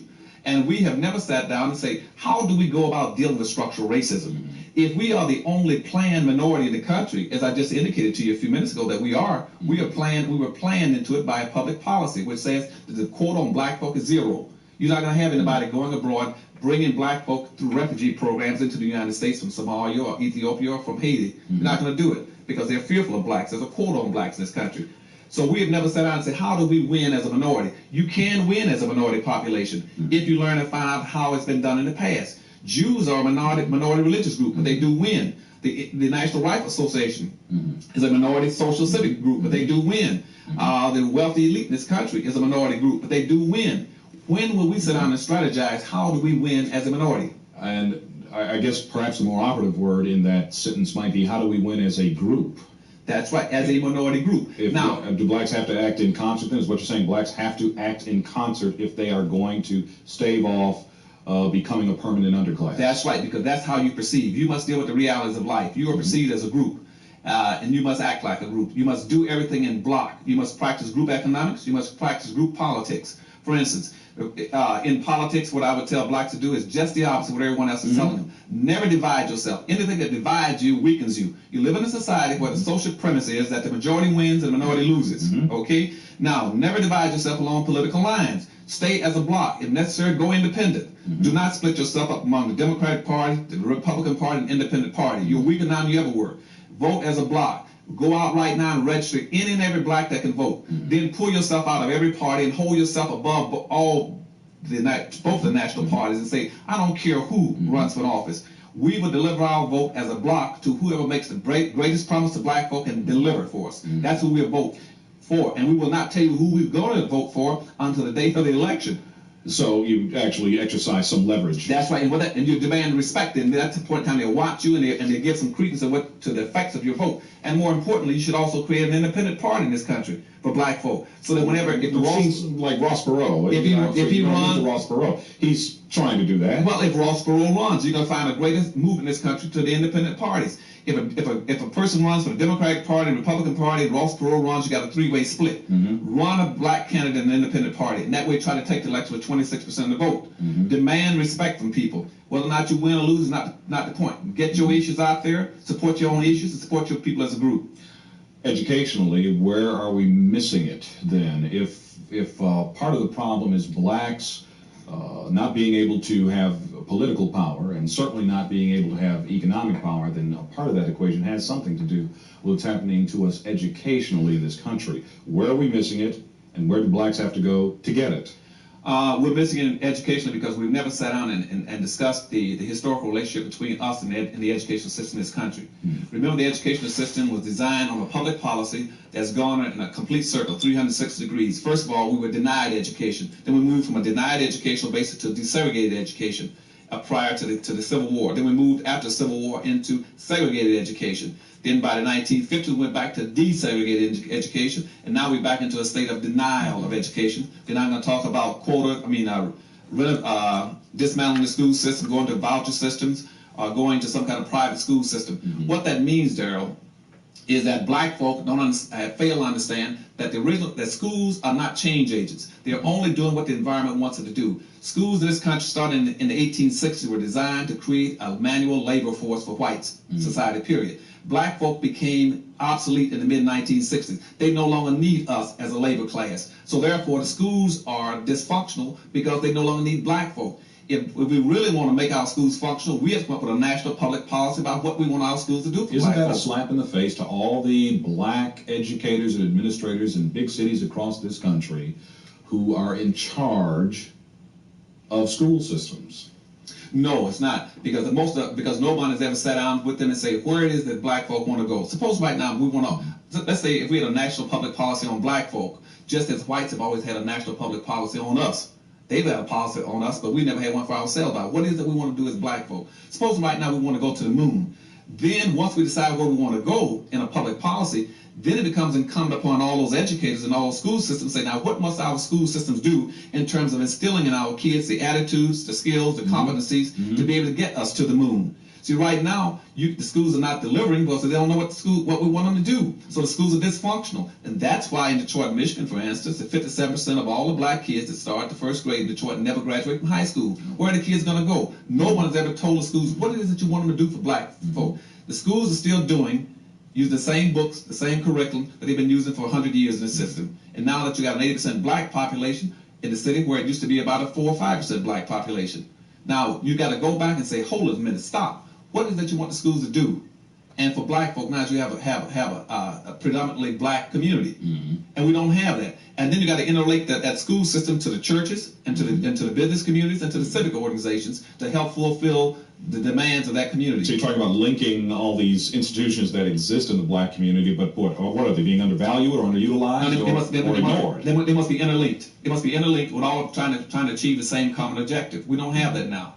This is where this national public policy that you talk about in the book comes in. That's right. We must have a national public policy that says to black folk, we can be successful. We can be self-sufficient. We can be competitive if we have a national public policy so that every black knows what he has to do as an organization, individual, or corporation to get us there. That's a radical notion, and certainly you have met with some kind of opposition, not only without the white community, outside the black community, that is from whites, but certainly inside the black community. There have got to be people who disagree with your assertions. The funniest thing about that, I would have anticipated that initially, but at this point in time, after 1 year of running around all over the country and out of the country, and the book right now is #1 and #2 in Black America. It is also #1 in Barbados, Bermuda, and Brazil. And I've just gotten back from Brazil with the Prime Minister and the Speaker of the Parliament sent me a letter, and I just got a letter now from the governor in Brazil. Let me tell you one thing. I have not had one single black publicly to disagree with anything in the book or disagree with the point of the Institute that's going to try to move blacks across this country in a totally different direction. We're going to move collectively. And I've got millions of blacks now around this country who I've made contact with through various forms of media, public appearances, who said, we are with you 100%. We're going to turn it around. We can do it. We're going to be a competitive group. We're going to rebuild our own communities. We're going to rebuild our schools and our communities and our businesses and interlink them. And we're going to come out with pride, self-sufficiency, and competitiveness. What about the millions more who say we can't do it?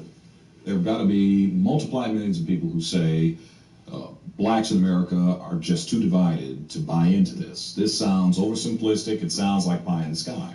You're going to have a lot of people say that. And they would probably fall into 2 or 3 categories. First of all, you're going to have people who've given up to the realities of our conditions, who say simply, things are that bad for us, it's best for me to go side in with the other conservatives in the country and just live with that reality. You're going to have that. You're going to have others who are vested, they're in that small quota. As I said, in the integration process, whites prefer 0 blacks, but they would tolerate somewhere between 5 to 8%. Now, blacks who've integrated into the system and now vested because they are rather comfortable in their material accumulations, they're going to be resistant, okay? But unfortunately, I've not run into any of those yet.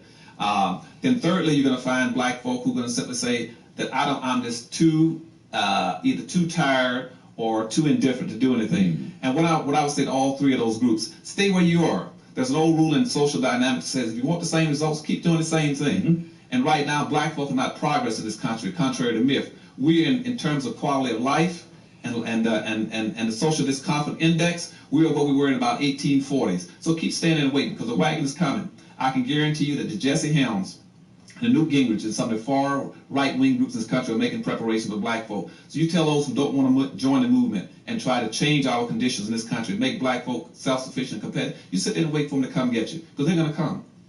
Dr. Anderson, it's been enlightening, and it's been controversial. Thank you for joining us. Well, thank you for inviting me again. And of course, you are watching Detroit Black Journal.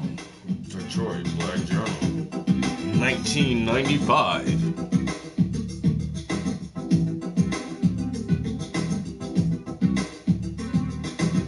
This is Susan Taylor, Editor-in-Chief of Essence Magazine, and you're watching Detroit Black Journal.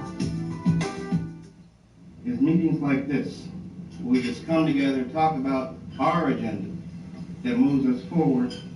And again, it's because of such meetings that we're still here. And that reminds me of a poem by Langston Hughes entitled, Still Here. The speaker is Jesse D. Sample. And Langston talks about the black experience in America, saying, I've been cut, stabbed, run over by a horse, hit by a car, robbed, fooled, double-crossed, dealt second, and mighty near blackmailed, but I am still here. I have been underfed, underpaid, undernourished, and everything but undertaken.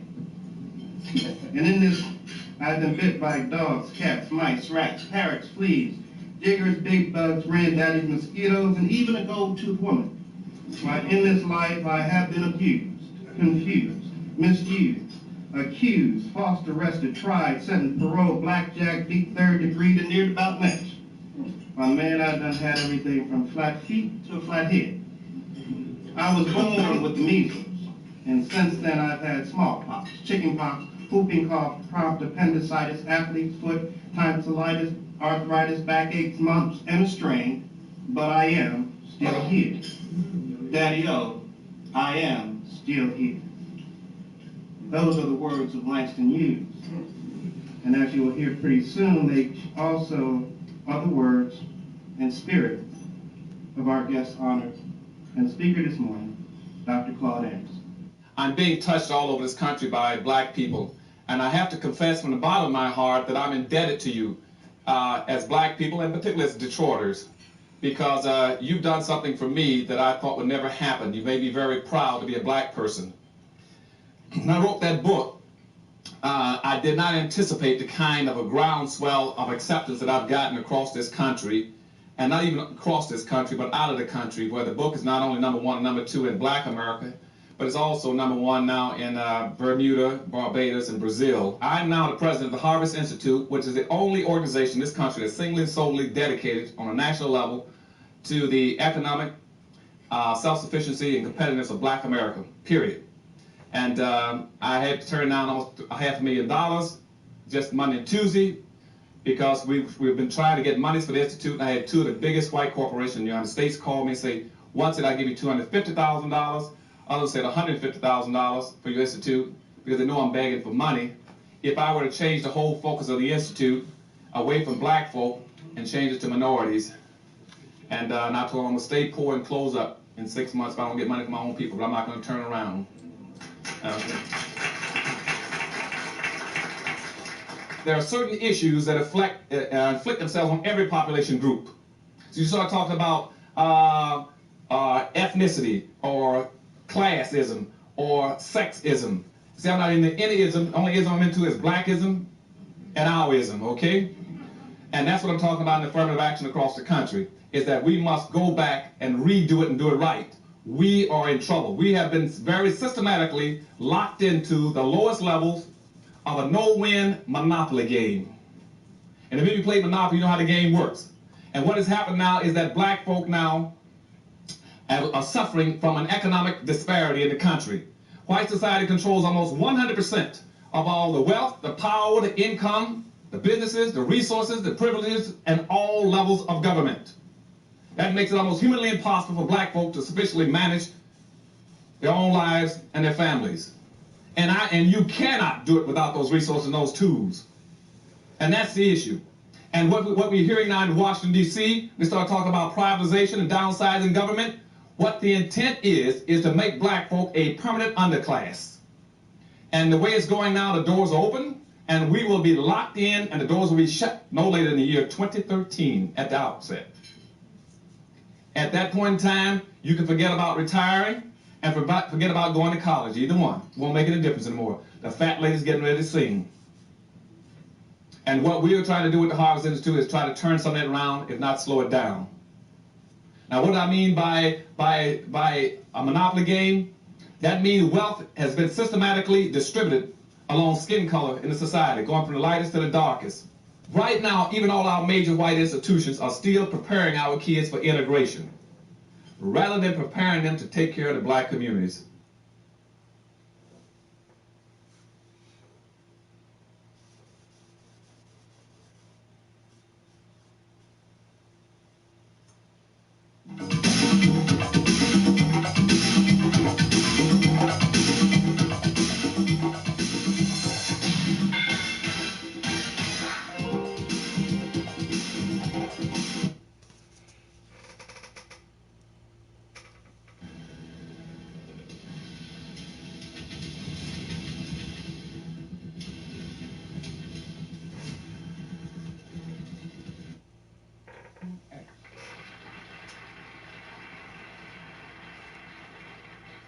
What's the real reason why you two men split? Is it merely ideological, or is it personality? What else?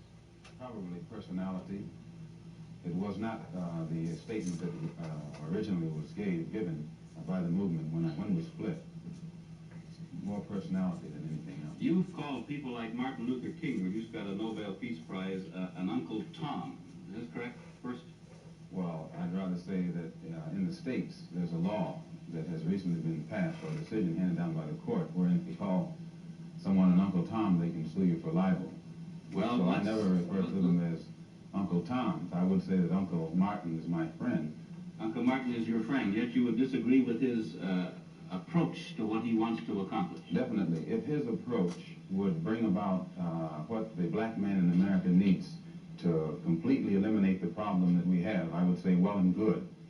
But I very much doubt that anyone who adopts the approach that Martin Luther King has been teaching to our people in that country can point to any meaningful gains that has actually served to solve the problem. Black Muslims have sometimes, whether you have or not, and I think probably you have sometimes, it seemed to me, been preaching hate to meet hate.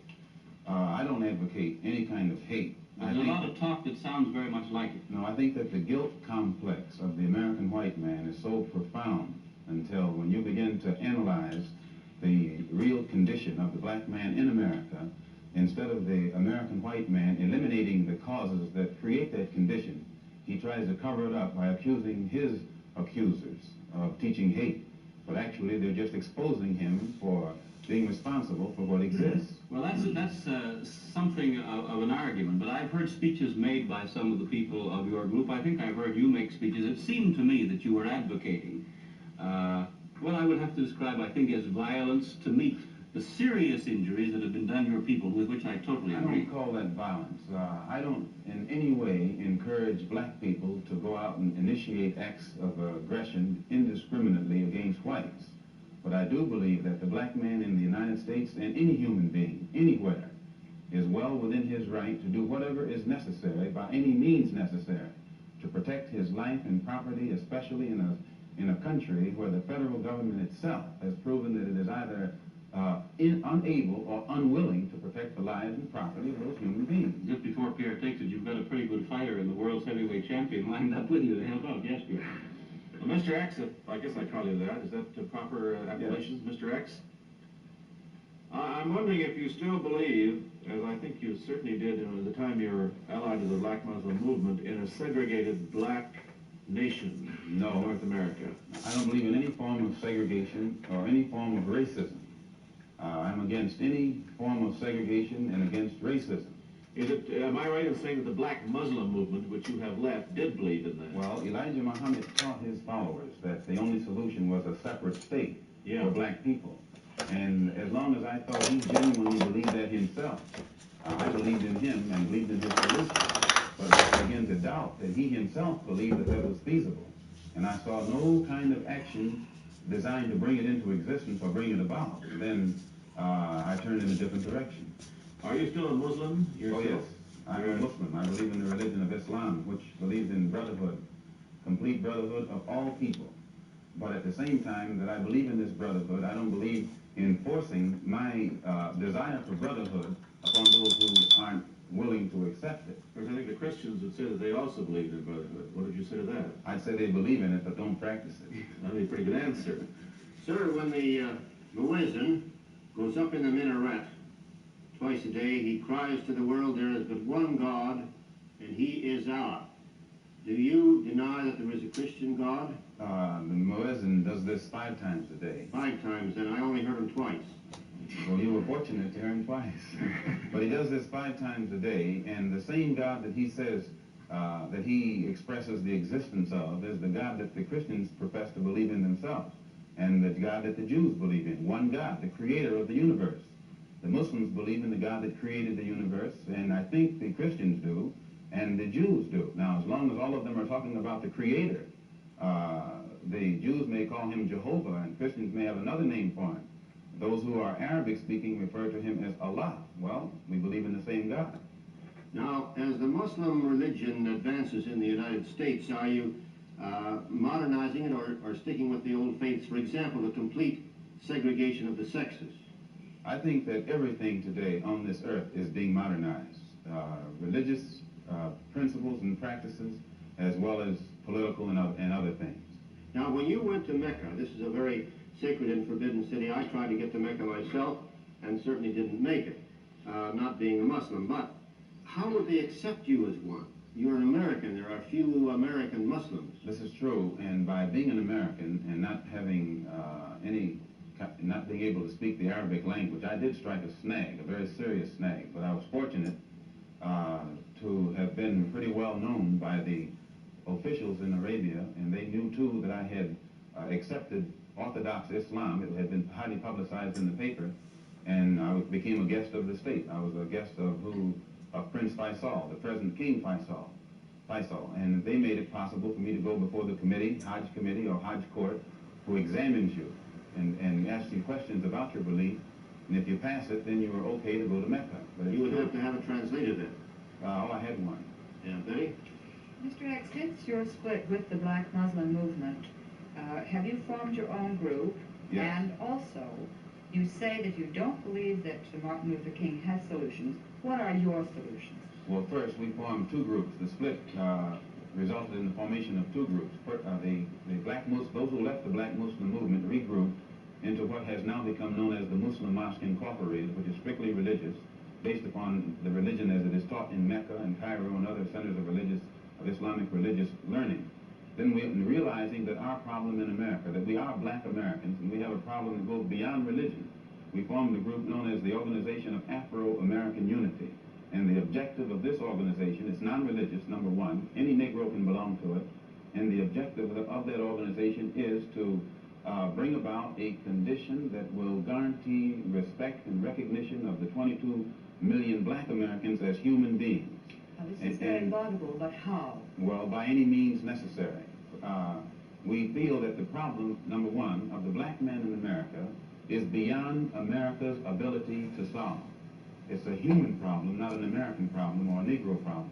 And as a human problem or a world problem, we feel that it should be taken out of the jurisdiction of the United States government and the United States courts and taken into the United Nations in the same manner that the problems of the black man in South Africa, Angola, and other parts of the world, and even the way they're trying to bring the problems of the Jews in Russia into the United Nations because of violation of human rights. We believe that our problem is one not a violation of civil rights, but a violation of human rights.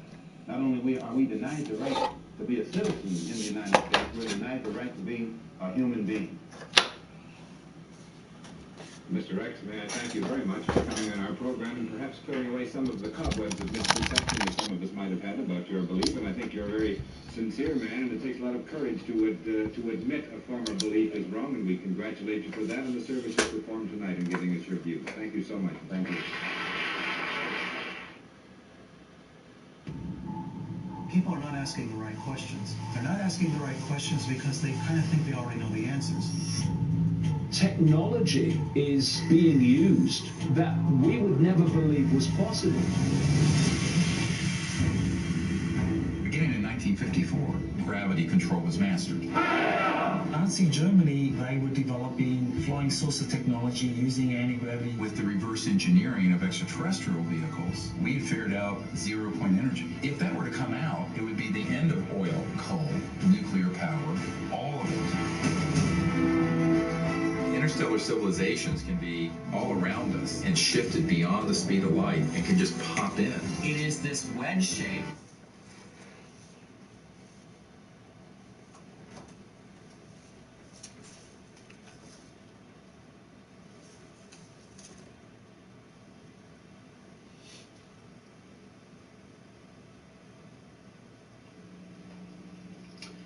Today, in our discussion of minority groups, we have two guests. One is Minister Malcolm X. Shabazz, one of the top leaders of the Nation of Islam, or the so-called black Muslims. And we also have Mr. Herman Blake, one of the teaching assistants in the course. We will discuss today some of the goals and some of the strategies of the Nation of Islam. And I wonder if Mr. Blake might start it off by asking Mr. Shabazz a question. Minister Malcolm, the thing that I thought might be good for starting it off is to talk about one of the most pervasive beliefs in the general society about the Nation of Islam, and that is that it is an organization dedicated to the use of violent means to attain its goals. The question I have is, how true is this, and why do you think it persists in society? Well, the Muslims who have accepted the religion of Islam and follow the religious guidance of the Honorable Elijah Muhammad have never bombed any churches, have never murdered any little girls, as was done in Birmingham, have never lynched anybody, have never at any time been guilty of initiating any aggressive acts of violence during the entire 33 years or more that the Honorable Elijah Muhammad has been teaching us. The charge of violence against us actually stems from the guilt complex that exists in the conscious and subconscious minds of most white people in this country. They know that they've been violent in their brutality against Negroes, and they feel that someday the Negro is going to wake up and try and do unto them as they have done do unto the whites as the whites have done unto us. We are a violent group. We are taught by the Honorable Elijah Muhammad to obey the law, to respect everyone who respects us. We're taught to display courtesy, to be polite. But we're also taught that at any time, anyone in any way inflicts or seeks to inflict violence upon us, we are within our religious rights to retaliate in self-defense to the maximum degree of our ability. We never initiate any violence upon anyone, but if anyone attacks us, we reserve the right to defend ourselves. So to accuse us of being violent is like accusing a man who is being lynched, who is being hung on a tree, simply because he struggles vigorously against his lyncher.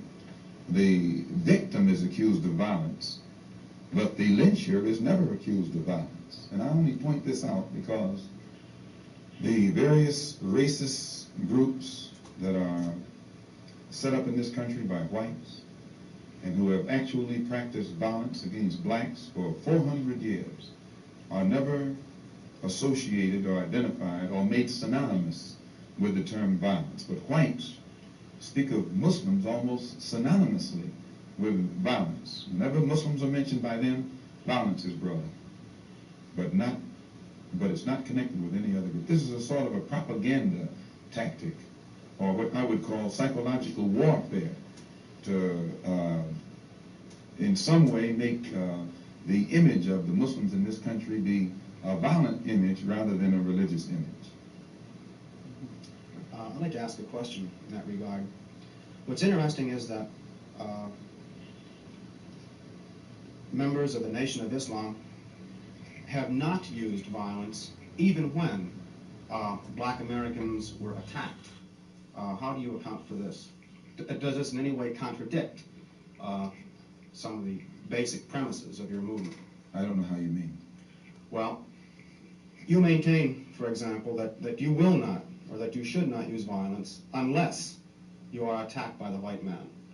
And I think we can note in the last several years, certainly, dozens and dozens and dozens of instances in which Negroes have been attacked, killed in some instances. You mean in these demonstrations? These demonstrations and the bombings, for example, recently in Birmingham where they killed 4 little Negro girls.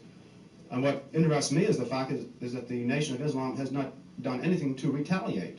I think you should be happy. The important thing is, does your lack of action contradict any of your basic principles? I'll explain it. You should be happy that Muslims who follow the Honorable Elijah Muhammad, number one, don't believe in any form of integration, and believe that every mention of the word integration by whites, whether it be from the mouth of Kennedy on down to the mouth of the lowest, raggediest white liberal in the street who is beatnik-like involving himself in these integration efforts, if we believed in it, we would integrate, and we would fight anybody who got in our way or made any effort whatsoever to stop us from integrating. If we really believed that the law of the land, the Supreme Court, and other so-called judicial bodies were for real when they talked about integration, we would integrate. And knowing that the law was on our side, and any effort we made to demonstrate toward integration, why, we would know the law should be on our side, if it's the law of the land. If it is the law of the land, then the demonstrators are within the law, and the discriminators are against the law. But to show you the hypocrisy of the law, when Negroes demonstrate for integration, instead of arresting the discriminators, the law arrests the demonstrators. So this is a foolish move on the part of Negroes. And when you foolishly get yourself involved with an enemy, then whatever comes upon you, that's your business. As Muslims, we believe that separation is the best way and the only sensible way, not integration. But on the other hand, when we see our people being brutalized by white bigots, white racists, We think that they are foolish to allow themselves to be beaten and brutalized and do nothing whatsoever to protect themselves. They are foolish. They should have the right to defend themselves against any attack made against them by anyone. If a dog is biting a black man, the black man should kill the dog. Whether the dog is a police dog, a hound dog, or any kind of dog. If a dog is sick on a black man, when that black man is doing nothing but trying to take advantage of what the government says is supposed to be his, then that black man should kill that dog or any two-legged dog who sicks the dog on him. Should other black men help that particular person who was attacked? I think you'll find, sir, that there will come a time when black people wake up and become intellectually independent enough to think for themselves, as other humans are intellectually independent enough to think for themselves. Then the black man will think like a black man, and he will feel for other black people. And this new thinking and feeling will cause black people to stick together. And then at that point, you'll have a situation where when you attack one black man, you are attacking all black men. And this type of black thinking will cause all black people to stick together. And this type of thinking also will bring an end to the brutality inflicted upon black people by white people. And it is the only thing that will bring an end to it. No federal court, state court, or city court will bring an end to it. It's something that the black man has to bring an end to himself. Minister Malcolm, let me, on the basis of your two remarks, ask a double-pronged question. One, is it then your assertion that the laws with respect to how Negroes are supposed to have equal opportunity and equal rights in this country are not meaningful or believed by whites? And secondly, what is your opinion and attitude toward the civil rights movement in general, and particularly the Reverend Martin Luther King and his philosophy of nonviolent and direct action? If the white people really passed meaningful laws, it would not be necessary to pass any more laws. There are already enough laws on the law books to protect an American citizen. You only need additional laws when you're dealing with someone who's not regarded as an American citizen. But whites are so hypocritical. They don't want to admit that this black man is not a citizen. So they classify him as to get around making him a real citizen. If he was a real citizen, you'd need no more laws. You need no civil rights legislation. Civil rights, when you have civil rights, you have citizenship. It's automatic. White people don't need laws to protect their citizenship because they're citizens. But they don't want to tell us we're not citizens. And at the same time, they don't want to pass laws that are meaningful enough to protect us as if we were citizens. And the Supreme Court desegregation decision is the best example I know. That's a law from the Supreme Court. 10 years have gone by. No desegregated schools. It hasn't been implemented beyond, I think, 9% in 10 years. So this just shows you the hypocrisy of the American white man. They talk out of both sides of their mouth.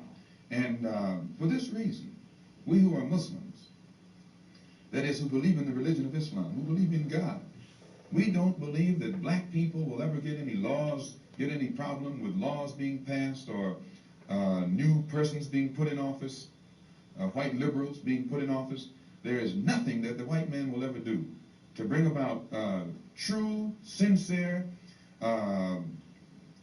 citizenship or civil rights recognition for black people in this country. Nothing will they ever do. They will always talk it, but they won't practice it. And with the Supreme Court, if the NAACP can tell me that they want a desegregation decision for me 10 years ago, but yet the schools haven't been desegregated, as I say, this is a victory with no victory. It's a victory that you can talk about, but it's a victory you can't show me.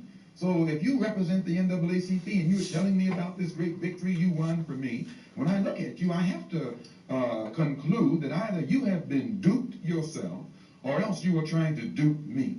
And in most instances where the civil rights struggle is involved, there is no civil rights leader can point to me one concrete gain, practical gain, that black people have made in the civil rights field in this country, not only during the past 10 years, but during the past 100 years. Now, the other part was with respect to Mr. King and the nonviolent direct action. Well, I will let Jimmy Baldwin and John Killens and Lou Lomax, the writers, answer that. Speaking right after this church was bombed in Birmingham, Christian church was bombed in Birmingham by Christians too, mind you, and these 4 little girls were murdered. John Killens and James Baldwin and Lomax and the Negro writers and actors had a meeting at the town hall in New York, and Killen pointed out concerning these murders of these little girls, said the killings had raised doubts about the intelligence of the nonviolence in the civil rights struggle. He went on to declare that he could no longer be asked to love those who persecuted and killed Negroes. He also, and the writer, Mr. Handler, who's describing this, said that Killens, it was not clear concerning Killens' remarks to his audience that he was breaking with it was clear rather to his audience that he was breaking with the doctrine of the Reverend Martin Luther King's philosophy that as Christians, Negroes should love their fellow man in a truly religious sense. Now, James Baldwin, speaking on that same platform, said, and I was present during this entire affair, asserted that the American people shared a collective guilt for the persecution of Negroes, much as Germans did because of their silence during the Nazi persecution. He denounced President Kennedy for what he termed Kennedy's lack of passion in the civil rights struggle. Mr. Baldwin said that there could no longer be a Republican Party for the Negro people as long as it listed a Barry Goldwater, nor a Democratic Party for the Negro people with a Senator Eastland on its roster. He asserted that the federal government acted swiftly and energetically, that unless the federal government acted swiftly and energetically, future slaughter would make Birmingham look like a dress rehearsal. What do I think about King's attitude? King's right-hand man, Wyatt Walker, at King's convention, according to the New York Times on September the 26th, said, quote, we have been duped, meaning these persons involved in the civil rights struggle, of which King is the symbolic leader. His right-hand man says, and I quote, we have been duped, or have duped ourselves, into believing that the chains have been broken, when in truth we have only been chained more securely. Half freedom has in many instances been worse than no freedom at all. Why, don't ask me what I think about their struggle. I can tell you what they think about their struggle. And they are pointing out that it is becoming more difficult every day for the civil rights leaders to keep the masses of black people nonviolent and long-suffering and patient and keep them from becoming disenchanted. I hope that answers your question. Well, now there's a new party which has started on the East Coast called the Freedom Now Party. Oh, shit. PlayStation got that cough. Would you comment upon this and also upon the possibility that the Nation of Islam might begin to turn some of its attention to the political arena in view of the fact that it is in the political arena that Negroes have not been able to in any way get justice, as has been pointed out in your previous statement? I'm not familiar with the Freedom Now Party. I'm not too familiar with politics, period, only that in the sense that white politicians have usually been very hypocritical where the so-called Negroes are concerned.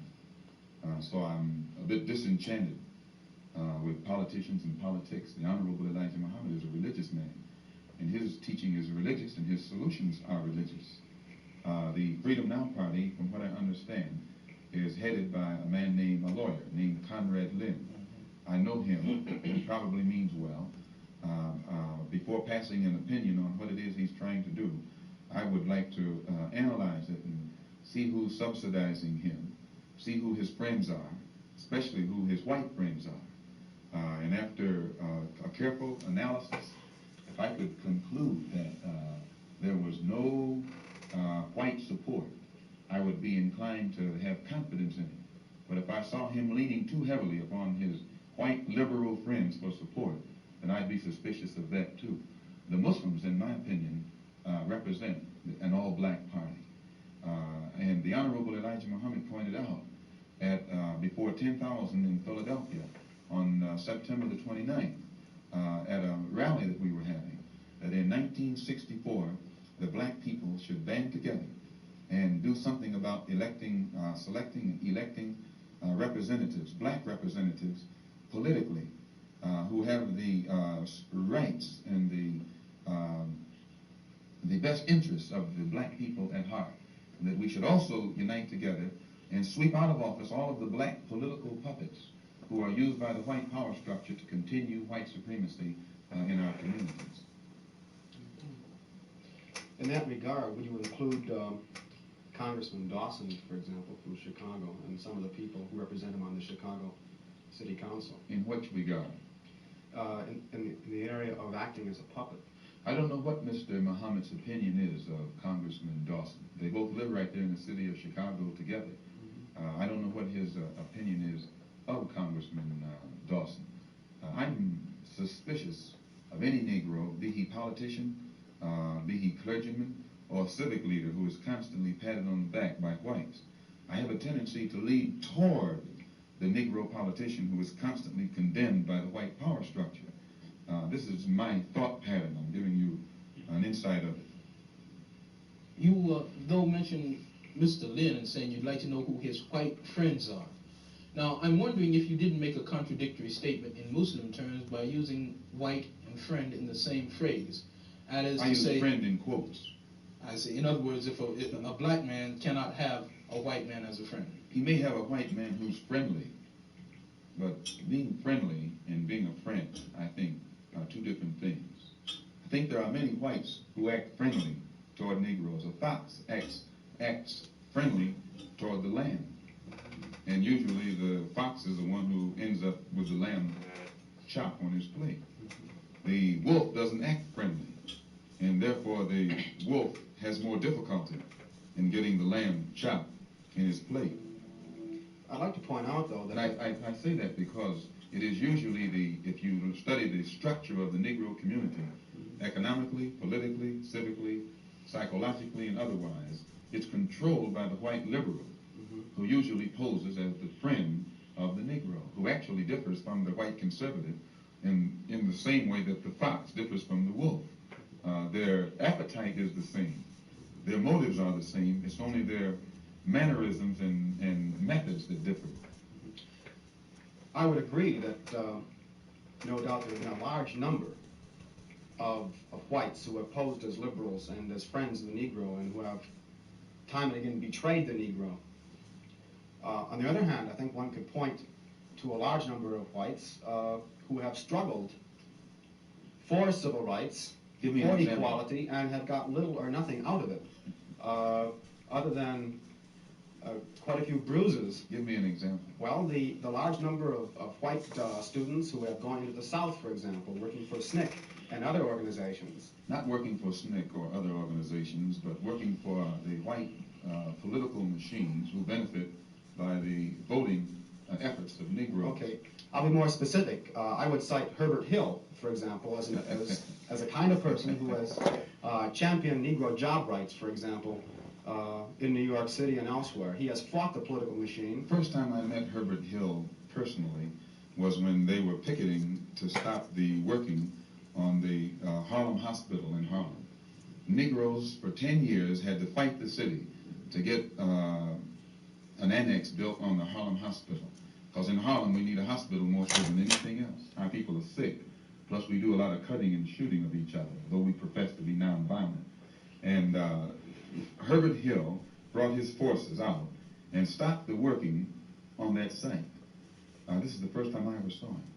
Then when work was brought to a halt on a hospital in Harlem, the same Negroes tried to stop the work at the Downstate Medical Center in Brooklyn, which is predominantly white. They were out there for 3 months during the summer. Couldn't stop anything. And I never saw Herbert Hill out there one time. Now, whenever it takes a stoppage of something that's going to affect the white man, you find the white liberal absent. But when it involves something that primarily will affect the best interests of black people and black people only, then that white liberal is present. Herbert Hill is the labor secretary for the NAACP.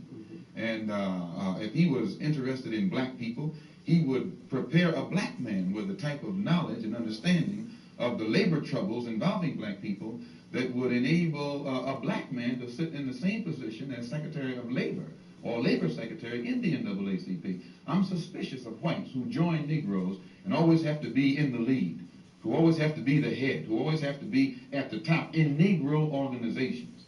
Those whites who really have the interest of blacks at heart, let them give some advice to some Negroes and stand on the sideline. But don't join the organization and then get at the head of it and pose as a friend of Negroes. Well,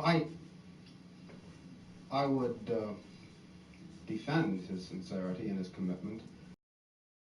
That just because a person is a Negro or a black American does not mean he's going to struggle for Negro rights or for jobs for Negroes or anything else. I think that today you could point to a large number of Negro leaders who have consistently betrayed Negroes in a whole host of areas. They aren't really Negro leaders. These are puppets that have been put in front of the Negro community by white liberals. Obama. These are parrots that have been put in front of the Negro community by white liberals. You can't name me a Negro leader who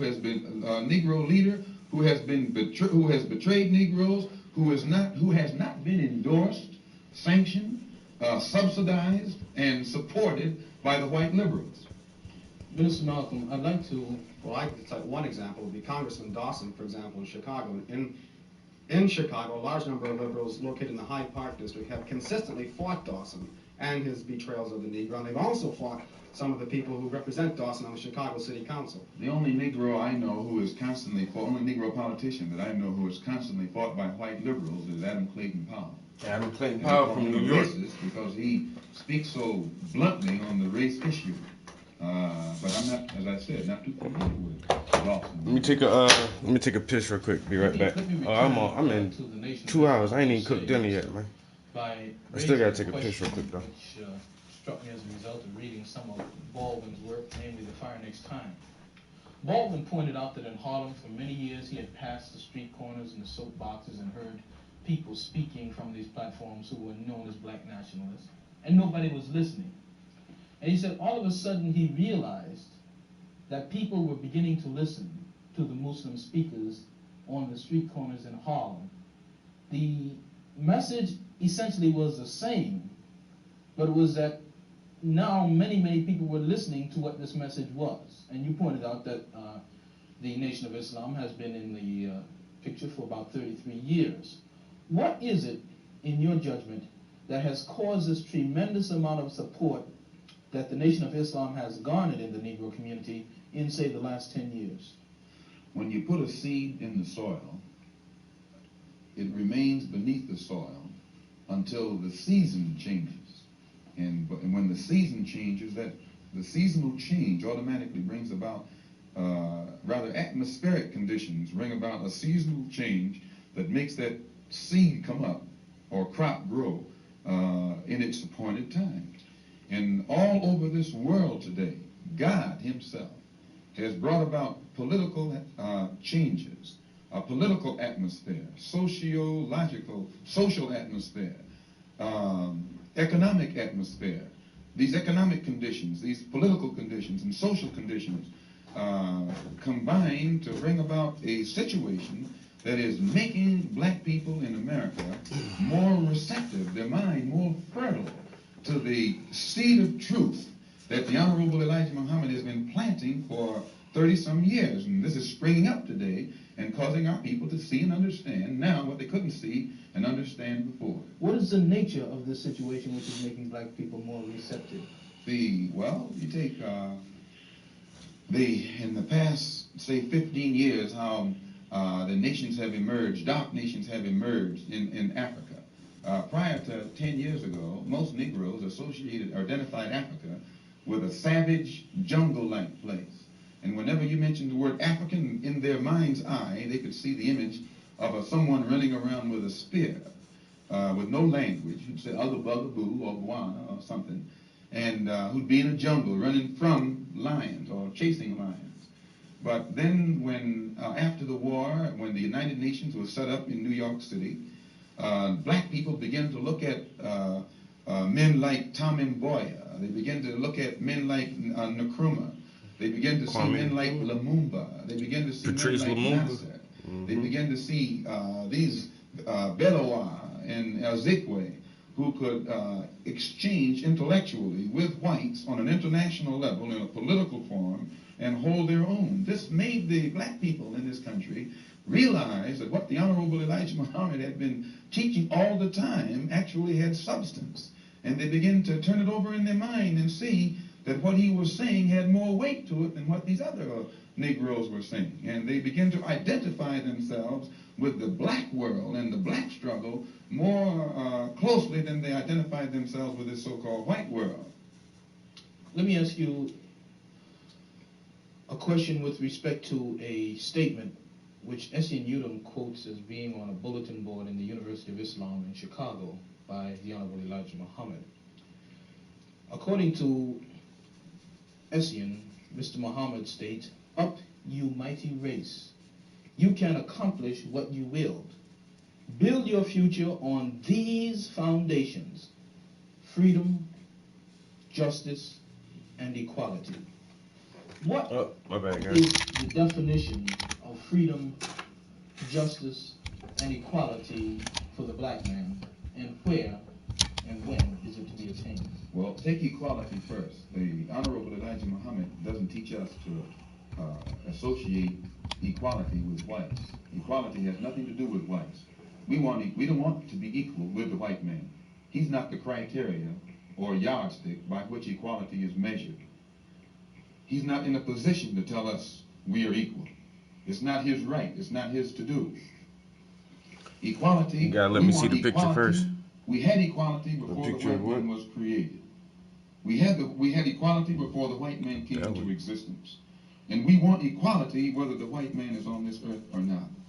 Equality means the opportunity to develop all of our dormant potential. Oh, damn, I should have painted this part first. And in developing this dormant capability, the right and the ability to stand on this earth on some land of our own and bring about a civilization and a society I might not finish this. in which we will be completely independent. Filling in this part right here. I'm getting hungry. It's kind of late, and plan on cooking me a steak. Yo, I gotta go get my grill ready. Yo, I only cook with that charcoal, baby. Cook with that charcoal. Steak and fries.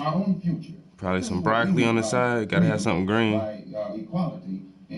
Steak and fries and broccoli. How that sound, guys? Mmm. But I gotta cook that shit first, though. If you do right, you'll get right in return. When you're in your own nation, in your own land, you're in a position to get justice. But when you're in another man, Malcolm X been talking this shit so long ago, and you know what the sad part about it? Shit still fucked up. Government and under another man's court system. You have to look to that other man for justice, and you'll never get it. And Negroes in this country probably are authorities on that. To what extent does this formulation approach that expounded by Zionists? They, for example, many Zionists maintain they could never expect justice in the Tsarist courts and the courts found in other countries in Eastern Europe and so on. And they decided that it would be wise to establish a separate state in Israel. And all of the world powers got together, the white world powers, I should say, got together and helped all of these white Jews to establish a separate state in the heart of a dark-skinned people's territory. And if white people can get together and let other whites, help other whites to establish an independent nation right in the midst of dark-skinned people, and then we don't see where white people should be so much against the Honorable Elijah Muhammad's solution, not of setting up an independent dark nation in a white people's property, but he's asking the opportunity to set up an independent nation on our own continent. Let us leave America and go back home among our own people on our own land and set up our own independent society. But all he says is that this government, which made us slaves, should supply the transportation for us to get back home and give us all of the machinery and the tools necessary for us to till the soil and establish our own agricultural system to feed and clothe our people, our own economy, and in some way become an independent people among our own people on our own continent. This is intelligent, and Zionists should never criticize us. You say then that the United States is not the black man's country. Definitely American not. laws No, are no. not black man's laws. No. American laws are not the black man's laws. Well, the laws here in America were made by white people for the benefit of white people. The Constitution was written by whites for the benefit of whites. It was never written for the benefit of blacks. And when you read the Constitution, I think in Article 1, Section 2, or Section 1, Article 1, some one of the two, it's in the Constitution, it says that it classifies black people as 3/5 of a man. 3/5 of a man, subhuman, less than a human being. It relegates us to the level of cattle, hogs, chickens, cows, a commodity that could be bought and sold at the will of the master. No, it was written by whites for the benefit of whites and to the detriment of blacks. And when a black man stands up talking about his constitutional rights, he's out of his mind. Now, Mr. Malcolm, in our textbook, which the students have read, supposedly, there is a statement, which is a quotation from Essien, and essentially that from Lincoln, to the effect that the Nation of Islam does not have a great deal of support in the Negro community in this country by and large. And a recent national poll of American Negroes found that leaders and rank and file, according to their statistics, supported the Reverend Martin Luther King somewhere over 90%, whereas the support and favorable rating that they gave Minister Muhammad was less than 20%, and somewhere around 45% of them gave an unfavorable rating to Mr. Muhammad. What would your response be in terms of Baldwin's statement that this is a growing thing and the kinds of evidence that we have that there isn't much to it? Well, that statement I made just made concerning the Constitution is Article 1, Section 2 in the Constitution, where it classifies us as chattel. Baldwin did point out that Mr. Muhammad has the only grassroots support and is the only one whose whole following operates or functions on a mass vehicle. And I think Baldwin told Dr. Kenneth Clark that Martin Luther King is at the end of his rope. Now, concerning the poll taken by Newsweek magazine, I think you said that this was the leaders who said that, who went with King and against Mr. Muhammad around 90%. I just told you a little while ago, these leaders that they called leaders, this included Lena Horne, this included Dick Gregory, and this included comedians, comics, trumpet players, baseball players. Show me in the white community where a comedian is a white leader. Show me in the white community where a singer is a white leader, or a dancer or a trumpet player is a white leader. These aren't leaders. These are puppets and clowns that have been set up over the white community and over the black community by the white community and have been made celebrities and usually say exactly what they know that the white man wants to hear. And it is an honor, actually, that they endorsed Dr. Martin Luther King and were against the Honorable Elijah Muhammad. That's actually an honor. Now, when you say that they also, in the same Newsweek poll magazine, they, I think the pollster said that he went into the Negro community and asked about the Muslims. And many Negroes whom he asked said, well, I never heard of the Muslims. Who are they? You know, This is the rank and file we're talking about. Oh, yeah. Now, when they got down to the rank and file, this was the answers that they got. This is the equivalent to the situation in Kenya during the Mau Mau uprising, when many frightened whites in Kenya, Africa, would go among the Africans and ask them, what about the Mau Mau? And the African would say, I never heard of them. And the same white man who would ask the African this question and very naively believe what the African said, when he went to bed that night, he would lose his head. And usually the one who took his head was the same African who told him that afternoon he had never heard of the Mau Mau. Except in the Newsweek poll, they used Negro interviewers. You find that oftentimes Negroes are as much on guard around Negro interviewers, who usually represent the bourgeois element of Negroes, as they are on guard around whites. Usually Negroes know that when this bourgeois Negro walks through the door, he is not doing something that he's initiated himself but he's involved in something in which the white man is the absolute author of and has sent him to the Negro community for some information. And when they give that Negro some information, usually they give him the information that they want him to take back to the white man, because that's who he's going to take it back to. Our time is just about up, Minister Malcolm, and perhaps you could summarize and conclude by giving us, in your opinion, or in the opinion of Mr. Elijah Muhammad, what would be the ideal solution to the racial problem in the United States today? Well, on Thursday, October the 3rd, the New York Tribune, in an editorial, pointed out in Boston, in an article called The Civil Rights Iceberg, they pointed out how Kennedy had realized that beneath the water, the civil rights whole problem was political suicide. Because in his own hometown, as the head of the Board of Education, a woman named Mrs. Hicks was running against the NAACP philosophy, and she swept aside all other opposition. The whole white community supported opposition to the NAACP.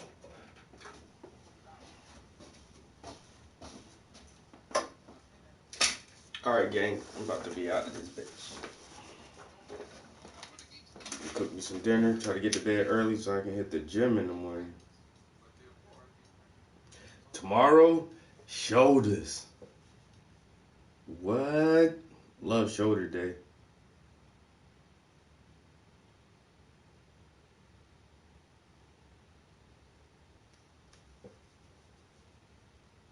Big shoulders make your shirts fit nice.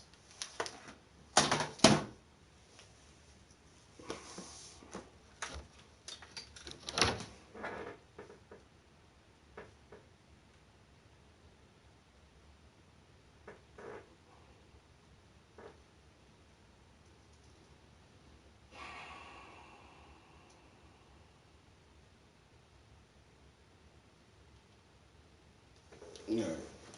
Everything is off. Phone up right. So don't forget that. Don't leave what up here. Don't leave this up here. Don't leave this cup up here. Don't leave.